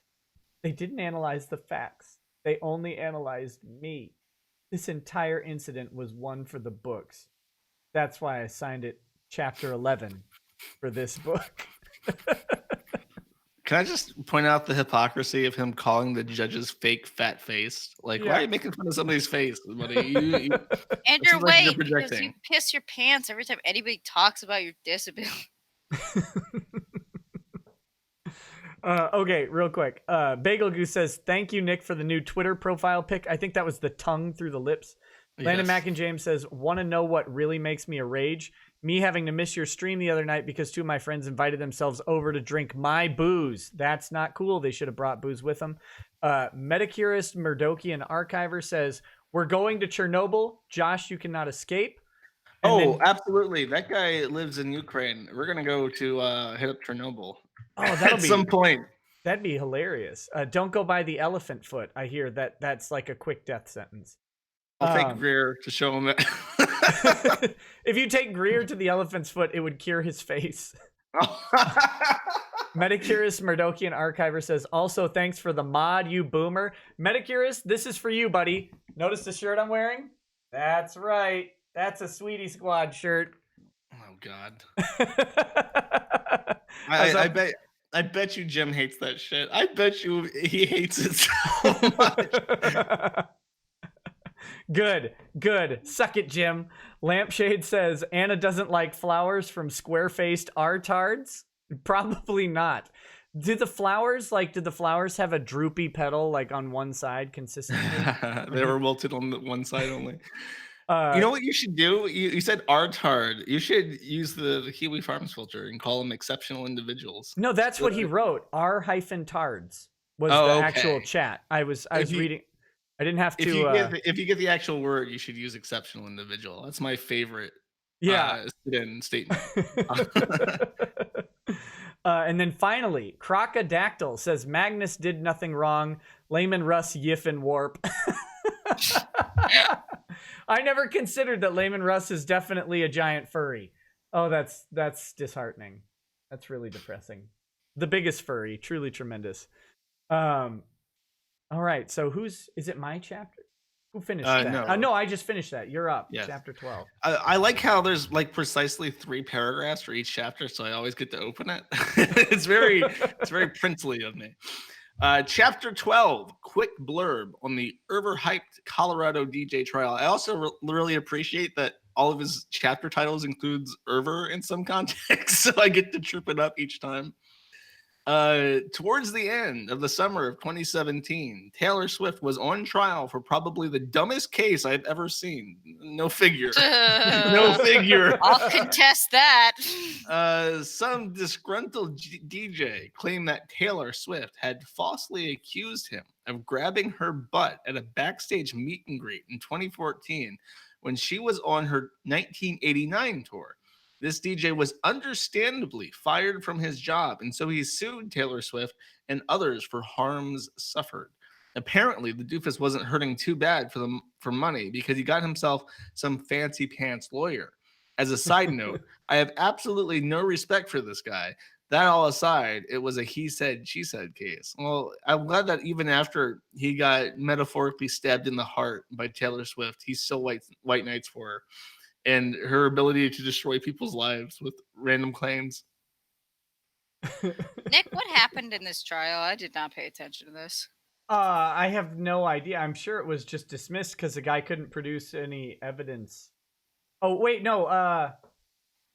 What did? Why happen is in this? he suing because she grabbed her ass, or he grabbed her ass? I think he was suing her for defamation. She must have claimed produced. that he grabbed her ass and that got him fired. Yeah, so he sued her for that, and I think they just produced a picture of like it's from the front, but it really looks like his hand is. Let me find it. We have the internet. DJ grabs Taylor Swift. What?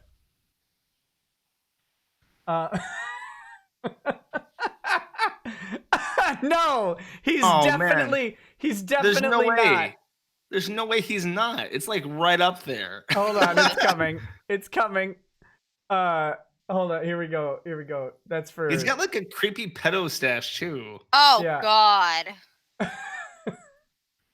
Wait, I screwed it up. Sorry, I clicked on the wrong thing.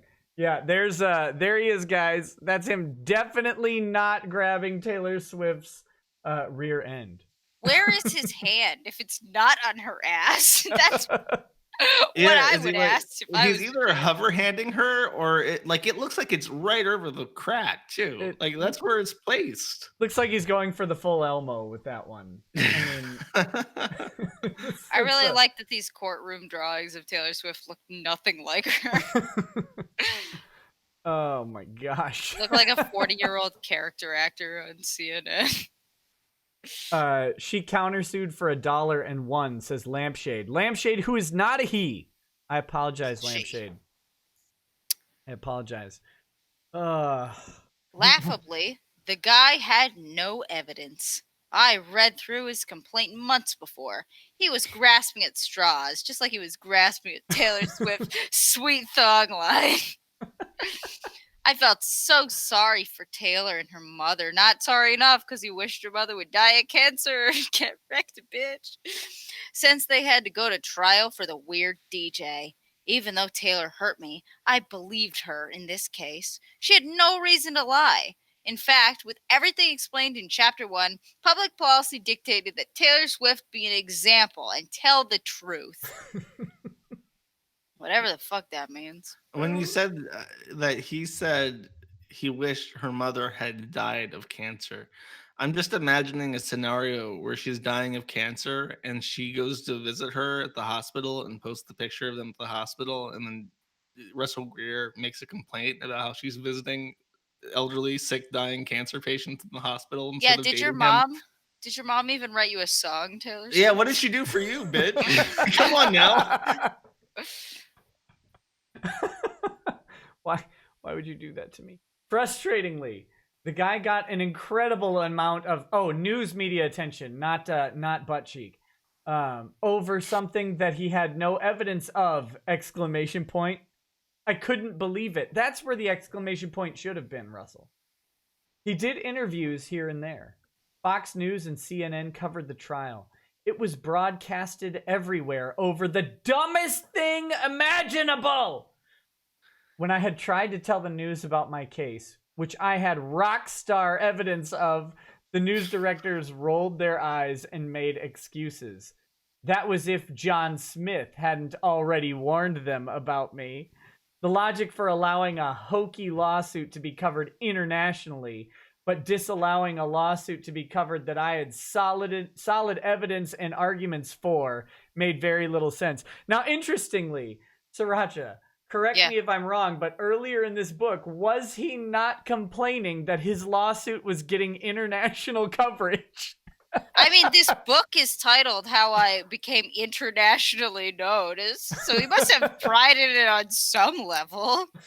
Yeah, because he was complaining that the Daily Mail or the Daily Caller or whatever had an unfavorable article. Get my story covered by Dora, but she said, no hablamos, exceptional individual.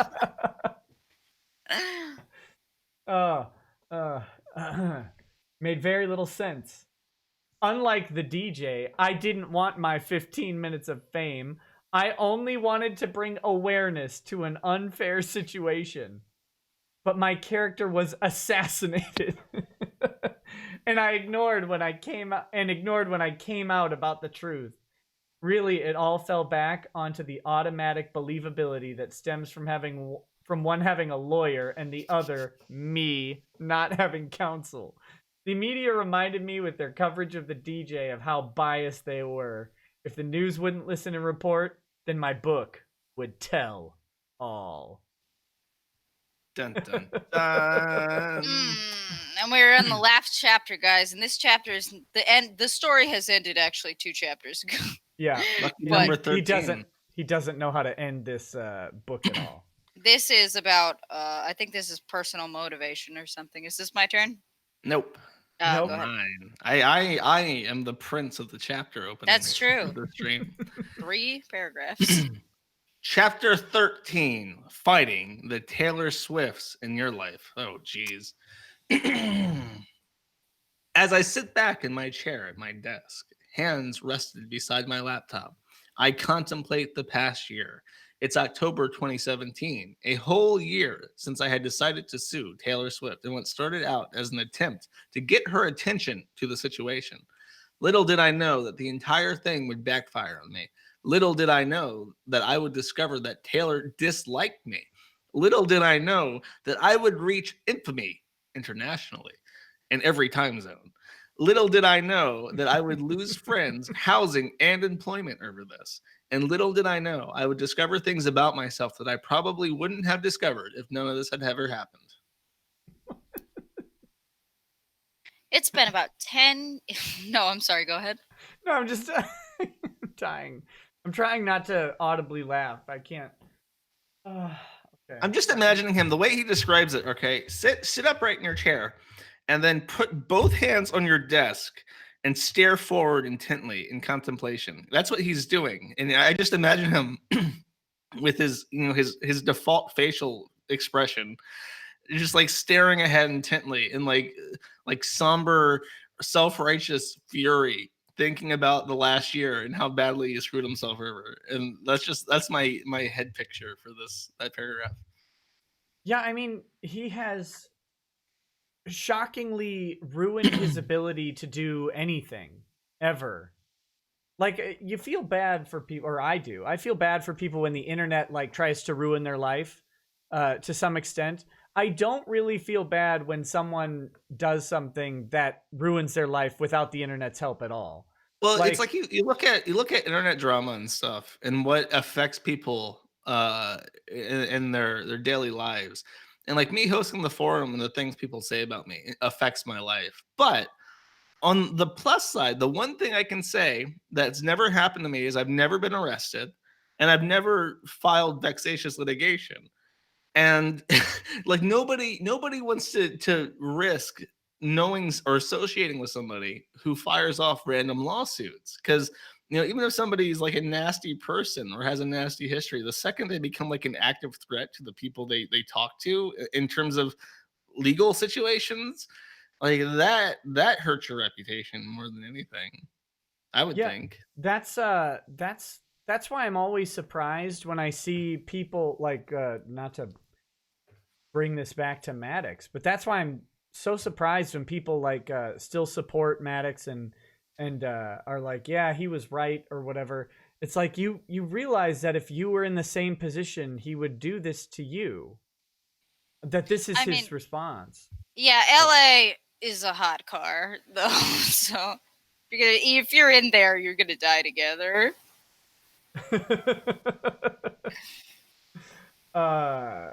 You're up, Sriracha. Sorry, my chuckling derailed it. No, you're fine. It's been almost 10 years since my high school jail experience. Oh yeah, by the way, no, he went to jail at the beginning of this chapter. It's not important.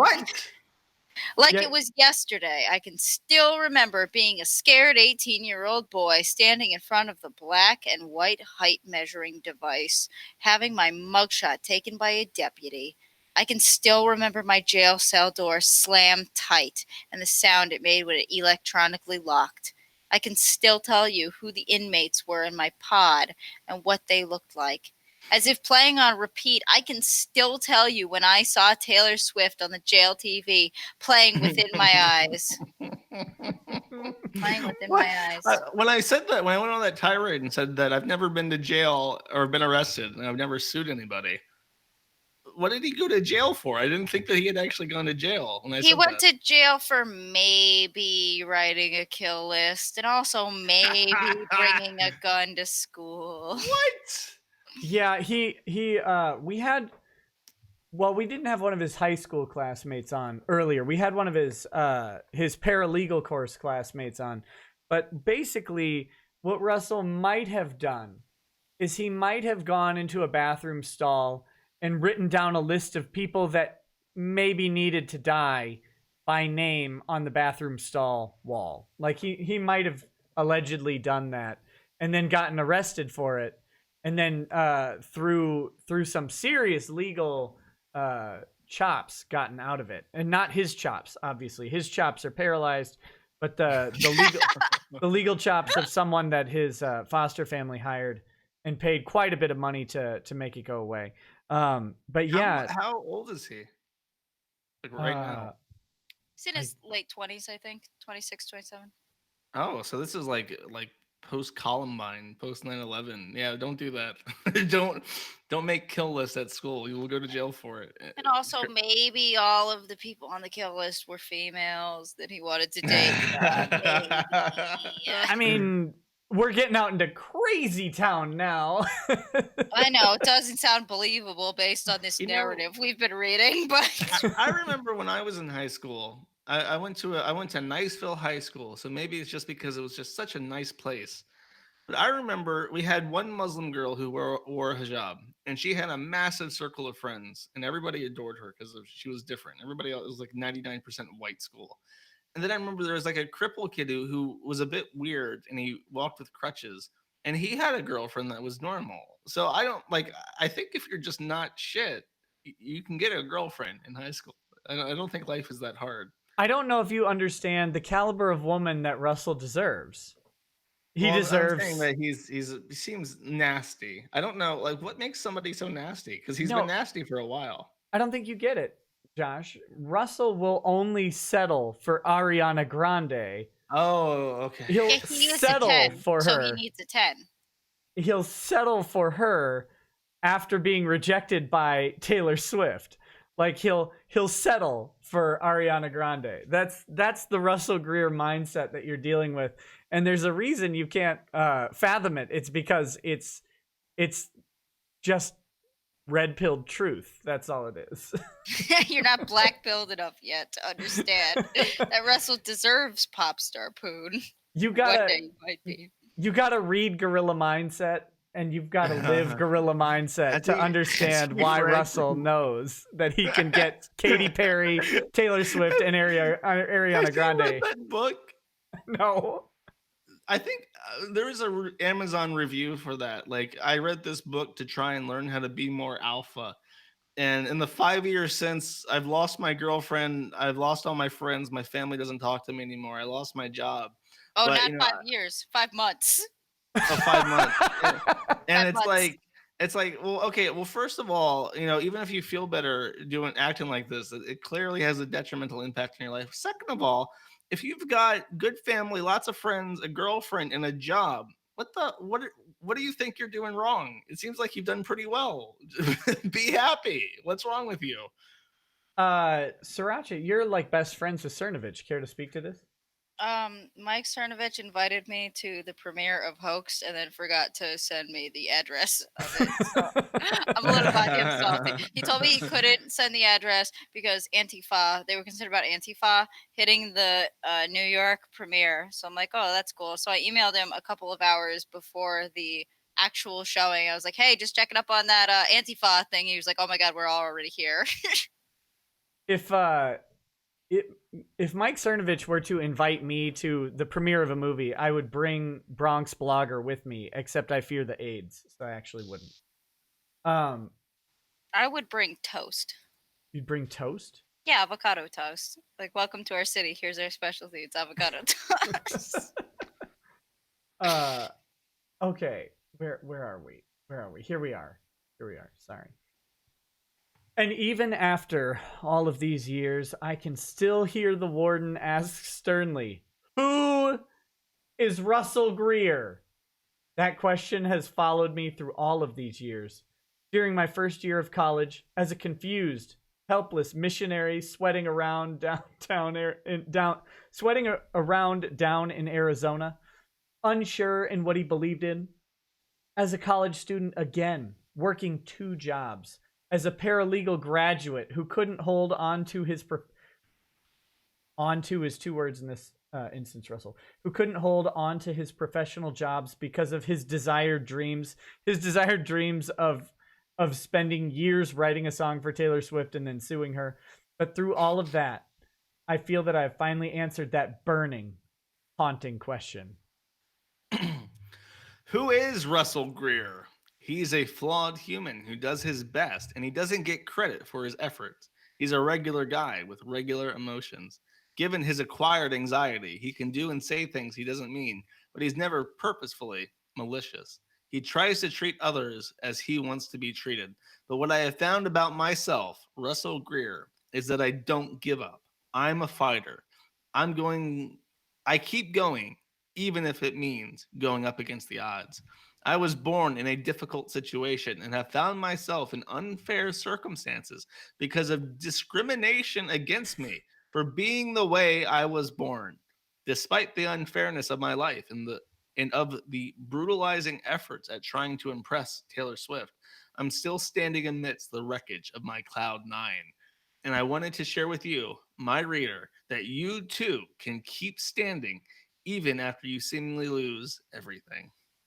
Don't legal advice. Don't take life advice from Russell Greer. He's just a regular guy with regular emotions. From actual accredited Juris Doctorate holder Joshua Moon. Juris Doctor! We covered this already. That's what I'm referencing. Thank you. See, it's not actually legal advice if I claim I hold a degree type that doesn't exist. That's legal advice as well. Oh, that's smart. He's just a regular guy with regular guy emotions. Just a regular fucking guy. You see, we each have a Taylor Swift in our life. Yes, there is that beautiful blonde. Yeah, no, we all literally have a Taylor Swift in our life. She's no one of the where most well-known people on earth. Yes, there is that beautiful blonde pop star who is naturally in everybody's life because she exists and because her face is plastered everywhere and her music plays on every platform. But figuratively, we all have a Taylor Swift. We have that thing in our life that we work so hard for, but it gets wrongfully snatched from us. Oh, that sounds... She's not like an object. She is. You can't just lasso her and drag her back to your Utah sex dungeon. That's not how it works. And then she gets lassoed back by Greg Scortis. Is he riding shirtless on a horse while he lassos? No, he's riding shirtless on some whores. And a big bag of cocaine. He has lasso made of cocaine. He just pulls a baggie of cocaine down and rubber bands it around his head and just breathes pure coke.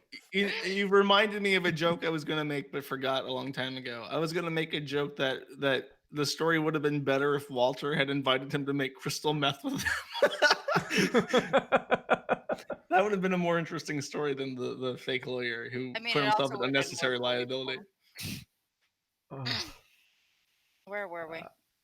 We have the thing, but she gets wrongfully snatched from us by Greg Scortis' cocaine lasso and dragged back off to his Salt Lake City sex dungeon. We all have that thing in our lives that we work so hard for, but it gets wrongfully snatched from us. Whether it's a promotion that's given to somebody else who doesn't work as hard as you do, or a new car that you see advertised for weeks, and when you finally have the spending money, the guy in front of you buys it off the lot. Because he can't make another one. No, I don't think Russell knows how car sales work. In addition to the long, teeming list of everything that he does not understand, cars is also on the list. I really wanted that car, and now it's gone forever. I'm just imagining some horrible transformation fetish porn with a Taylor Swift car, like immobilized and parked in a used car salesman lot that Russell Greer is haggling over. It's the stuff of nightmares. Thank you for introducing this to my head. That 2014 Ford Fiesta in green was the only one. It was the only one Ford made. Oh. So what do? Do you speak up or stay silent? Truly a mystery. Some people will tell you that to say nothing is better than to say something at all. Wait. Oh, God. Those people will tell you that to say something will only burn bridges and make you unwanted enemies with others. No, to say a particular something will only get you enemies, Russell. But I disagree. To say nothing only robs yourself of justice. In the end, only you matter. So it really is your choice. This is a bad Mormon. If you stay silent, nobody will know the truth of the harms you allege. If you speak, yes, you run that risk of being labeled hurtful names. But you also are able to release that lion. Truth is like a lion. Release it, and it will defend itself. But not against Greg Skordas. Or getting fired from law firms. Greg Skordas can tame a lion. He's got like an army of hookers that can help him out with that shit. He doesn't need help. As you stand at the crossroads of whether you should speak or stay silent, the choice of what you're going to do faces you. Okay, that seems redundant as a statement, but you and you alone you alone can only make that determination of whether that Taylor Swift in your life is worth pursuing. Is it worth bringing attention to if it gets snatched away from you, or it leads you on and creates a misrepresentation, leaving you wronged and harmed? That's also redundant. And if you do speak up and speak out about the wrongs you face, you must make that choice and determine if you are going to run and hide when the blowback comes, or if you're going to stand and fight. And I really appreciate I got the worst written paragraph of this entire book. I'm really happy Russell Greer went with the first draft of his writing his consciousness down on paper, because that entire paragraph means literally nothing. Yeah. I can't wait. What we're gonna, spoiler alert, when we finish the book, since this is an inspirational and motivational chapter, I think Sriracha will agree with me that we have to watch his motivational America's Got Talent audition. Oh God, yes, there'd be no better way to end this book. Yeah, that's what's gotta happen. That's what's gotta happen. And Okay, you're up. my readers, let's go ahead and close this out. Wait, no, there's one more paragraph. But having experienced this for myself, I am here to tell you: stand and fight. Shout from the top of your lungs and bring attention to the situation. You may be slandered for it. You may be harassed for the words you speak, but it will bring awareness. And awareness causes change. Even if 1 billion people on this planet hate you for the words you speak, influencing that one person who listens to you is worth it, because that one person can share what you wrote with others, and others can in turn share your words, which can cause change. I don't get it. If everybody in the world hates you except this one person, I don't think this one person helping you is gonna, it's like an anti-vaxxer thing, right? And even if you are a minority of one, the truth is still the truth. Speaking the truth has never been a popular thing, especially when it alleges facts about a person whom the majority of the populace love. Martin Luther King, Malala Yousafzai, Russell Greer. The truth isn't to be popular, it's to bring awareness. And even if you lose everything for the words you speak, you can still be the last one standing, because you are the person on this planet who allows a loss to be truly seen as a loss. I don't even understand the words coming out of my mouth anymore. I literally have no idea what you're saying.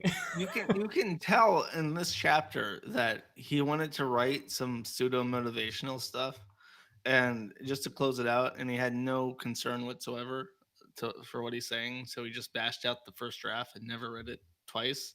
and that's what got published in his book. I think you're giving him a lot of credit saying he edited any other chapter. Yeah, that's a big The jump. ones, I'm not the ready other to ones take were quite yet. legible. They had a train of thought I could follow. I have no clue what he's trying to say in this. This is just like paragraphs of nonsense. Speaking Okay. of nonsense, let's jump right back into it. Yes, free speech isn't free.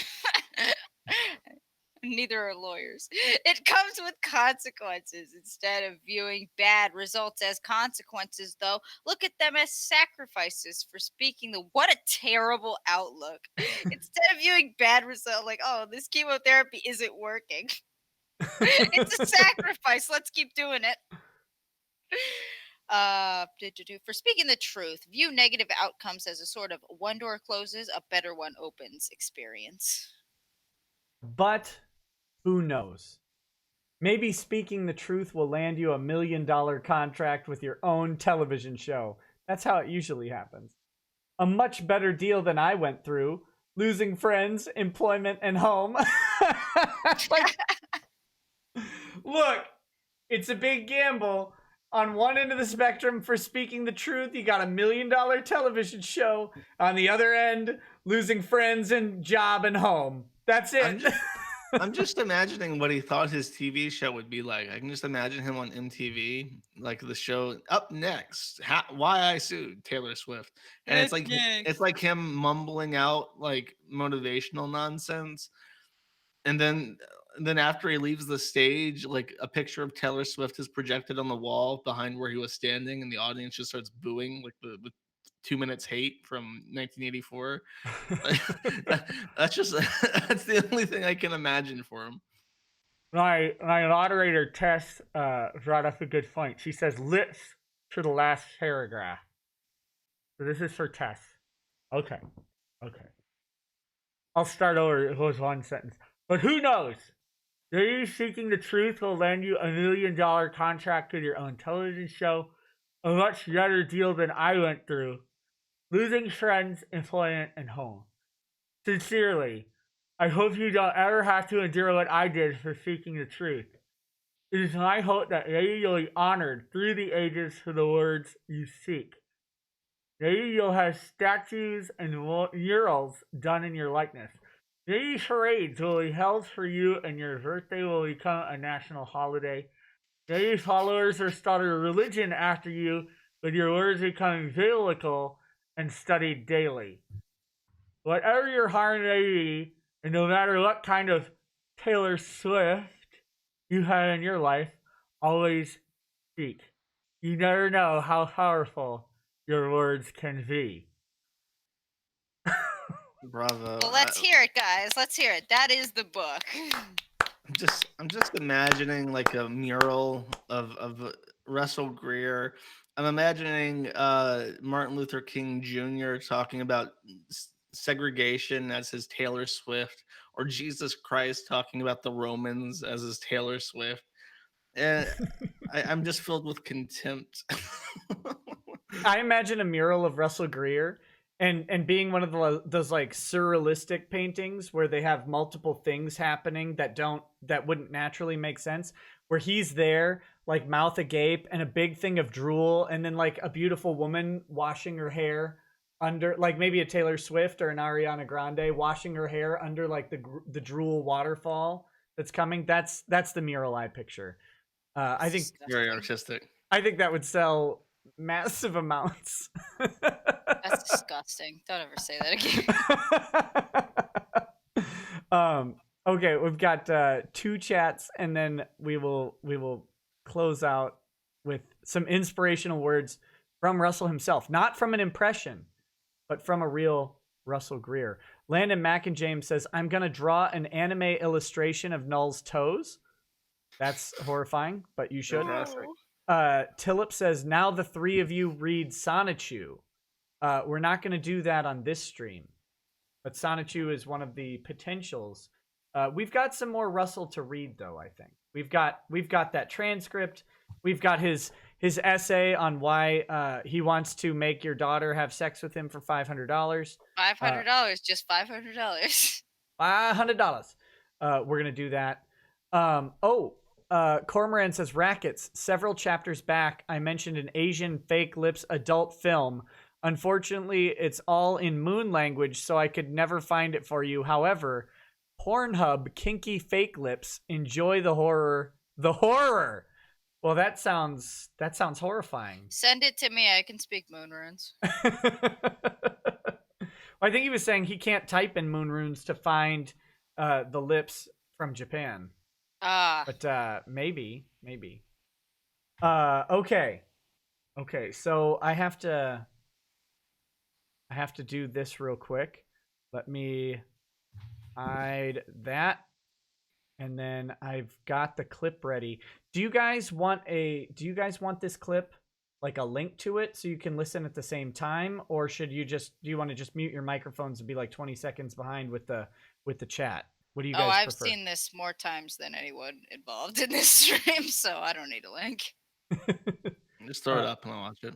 Okay, so yeah, so I'm gonna hit play, and you guys will see this 20 seconds later. For the longest time, I was mad because I had a disability. Now I am happy, and I like to joke that I'm the world's best ventriloquist. I'm here tonight to tell you that you can overcome your disability by doing these 3 easy things. Accept it. There's no point in being mad about things that can't change. And maybe I can't change this, but I can change how I deal with it. By using a slideshow so people know what the heck I'm saying. And free and dance. Yes.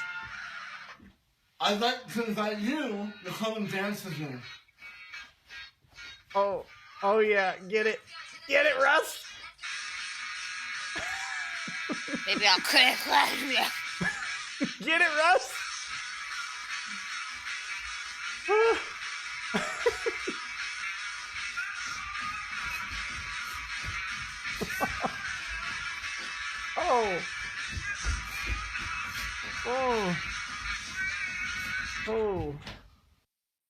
Oh my gosh. Okay. So, I hope you are warmly inspired by Russell.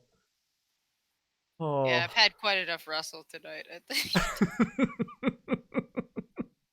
I almost feel bad for him, but at the same time, he's just like such a nasty person. It's like No, he's a huge shithead. Yeah, when we first started doing this, like I felt bad a little bit about mocking him with the lips and stuff like that, and then about on chapter 2, I got over it. yeah, it's I remember when it first got to the forum, like when the Russell Greer people in the forum have had an uneasy relationship with me because I didn't like them at first. I tried to give them their own sub forum where they could post updates about them, and then they only posted in one thread anyway. So I merged the forum back to one thread and moved it back, and they got mad at me for that. And I just remember, like, there's so much more to talk about this guy than just his face. They all made face jokes about him. And then I realized, they only do it because it pisses them off so much. Yeah. And it's just like, I don't know. It's like on one hand, it's like, yeah, it's a legit like shitty disability to have. I feel bad for him when he talks. It's really pitiful and depressing. But at the same time, it's like he could probably do well for himself if he wasn't such an insipid piece of shit. Yeah, the real disability is up here, not down here. Being a stupid piece of shit's a disability. In which case, sign me up for SSI. Because on the topic of vexatious litigants, you have Melinda Scott and you have Russell Greer, right? Yeah. And their lawsuits are incompetent for like 2 different reasons, but kind of in the same way, where they hold a truth in their head to be the truth and are unwilling to learn at all. And they continuously make the same mistake without ever even questioning in their head mistake could belong with them, and they continue on making the same mistake. And it's like, is there like what does that to somebody where they are? Narcissism. Is it narcissism? Is that just what it is? Because it's like It's either they're it, quite clearly in the wrong, but they continue with it. I'm not a psychology. I think it's either narcissism or like histrionic personality disorder. But where they like, so Russell and Melinda have this thing where each of them thinks that anyone who opposed to them hates them, or anyone who calls them wrong hates them. Like they must be right. They have to be right. Everybody else is wrong, and it's all motivated by bias. So like the funny thing with Melinda is that if she just listened to you, she could go to a lawyer and they would either tell her, look, you don't have a case, or maybe she'd find the one lawyer who's like, well, maybe we've got a case with this thing, right? But instead, because you have said something contrary to the narrative in her head, she just has decided that it's only because you hate her that you would say anything at all, and that you must be discounted. And so they'll go seeking anybody who will affirm what's going on. And that's really an unfortunate thing. Well, with people. Melinda, it's like I suggested, lawyers give free consultations. Like that's their thing. They want you to hire them so you can come in and they'll give you what they think about your complaint for free, because they want you to pay them. And, she rejects that categorically because she says, she asked me in response to the advice, go to get a free consultation.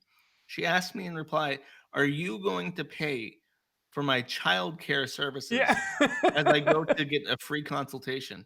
I'm like, there are lawyers that will come to your house if you are seriously overburdened. Like, I'm sure there's at least one who will do it. If they're hurting for work, they'll come talk to you at your house. But I mean, you can go there with your kids, and I say you can go there while they're at school. And then she's like, well, that's just ignorant because I homeschool. I homeschool all my kids. I have a matriarchal family with female empowerment. This ain't the 1950s anymore. I'm like, well, if it's not the 1950s anymore, you can go to a attorney on your own autonomously. You don't need help. Yeah, hire a male babysitter then and go to an attorney. What does your husband do? Female attorney. Well, can he not look after your kids on his own for an hour? In fairness, her husband might not be allowed to be alone with the children. Right? That is such a good note to go out. Like that's I don't know that because I didn't look to see if he was on the registry, but he pled guilty. He might be. And it's not just me. The judge has written the same opinion like 3 times where it's like, oh, he basically copy and pasted the one from December to this one. I think he added 1 paragraph. The things he copied over were the insults. Yeah. He made sure that was there twice in the first and last paragraph. He made sure all the things I said about her were present in his opinion. But it's like, just listen to his advice. You don't have to listen to me, listen to him. He's a federal judge. He was appointed by Bill Clinton. He's as far away from a biased opinion as you can possibly get. Nope. He went against her. He's biased. That's how it goes. Not biased, by the way. I've learned from Russ. It is BI. just bias. Yeah, just Reeks BI. of BI. That's 2 syllables. All right. I think that's about all we've got. I mean, that's the end of the document. And that's the end of the chats. This stupid series has been way too much fun. It's been truly eye-opening, and I'm glad I got to share it with you guys. Yeah, well, like I said, we've got a couple more Greer documents to cover, so we'll have to make that happen in the near future. Gojirify. This is for you guys. I answered this the other day, I think. If Chewbacca and Spock were in a shower, who would soap who first? Probably Chewbacca would soap Spock first because Chewbacca has a lot of hair that requires the attention. You just get that out of the way. I've never seen Star Trek, but I have seen Star Wars: The Last Jedi, and only that one. And I think that Chewbacca would soap Spock first because he loves the Porgs taught him to put other beings before himself. Now, would he use a porg as like a shower sponge? Like, would he pour soap on the porg and squish it and like try and lather it up? Oh, imagine not that, but imagine if he had a little bit of shampoo and he just rubbed it on the top of his little feathers. That'd be so cute. I don't even know who Spock is. I'm sorry. Whoever Oh, asked that Spock question. he's isn't a that he's a Vulcan logic engine from Star Trek. He was second in Oh, command on I the. thought he was the captain by the famous guy. Ah, No, he was second in command to Captain Kirk. Oh, okay. But Okay. all right, guys. All right. Well, thank you to my guests, Null and Sriracha. I really appreciate you guys coming on. Null, you should read the rest of this book. It's not a long read, but it is infuriating. Or you could just watch. You could just watch the videos that I've done, but that's probably take you a lot longer. Yeah, I was gonna say the book would probably take 30 minutes to bust through. Listening to the reading of it would take like 16 hours. Yeah, that's maybe not quite enough, but something like that.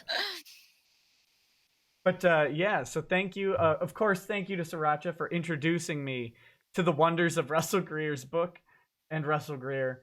And you're welcome, buddy. and thank you, of course, to the chat and to all the viewers. So you guys make this fun to do. And we will see you soon, I suppose. So have a good night. Take it easy.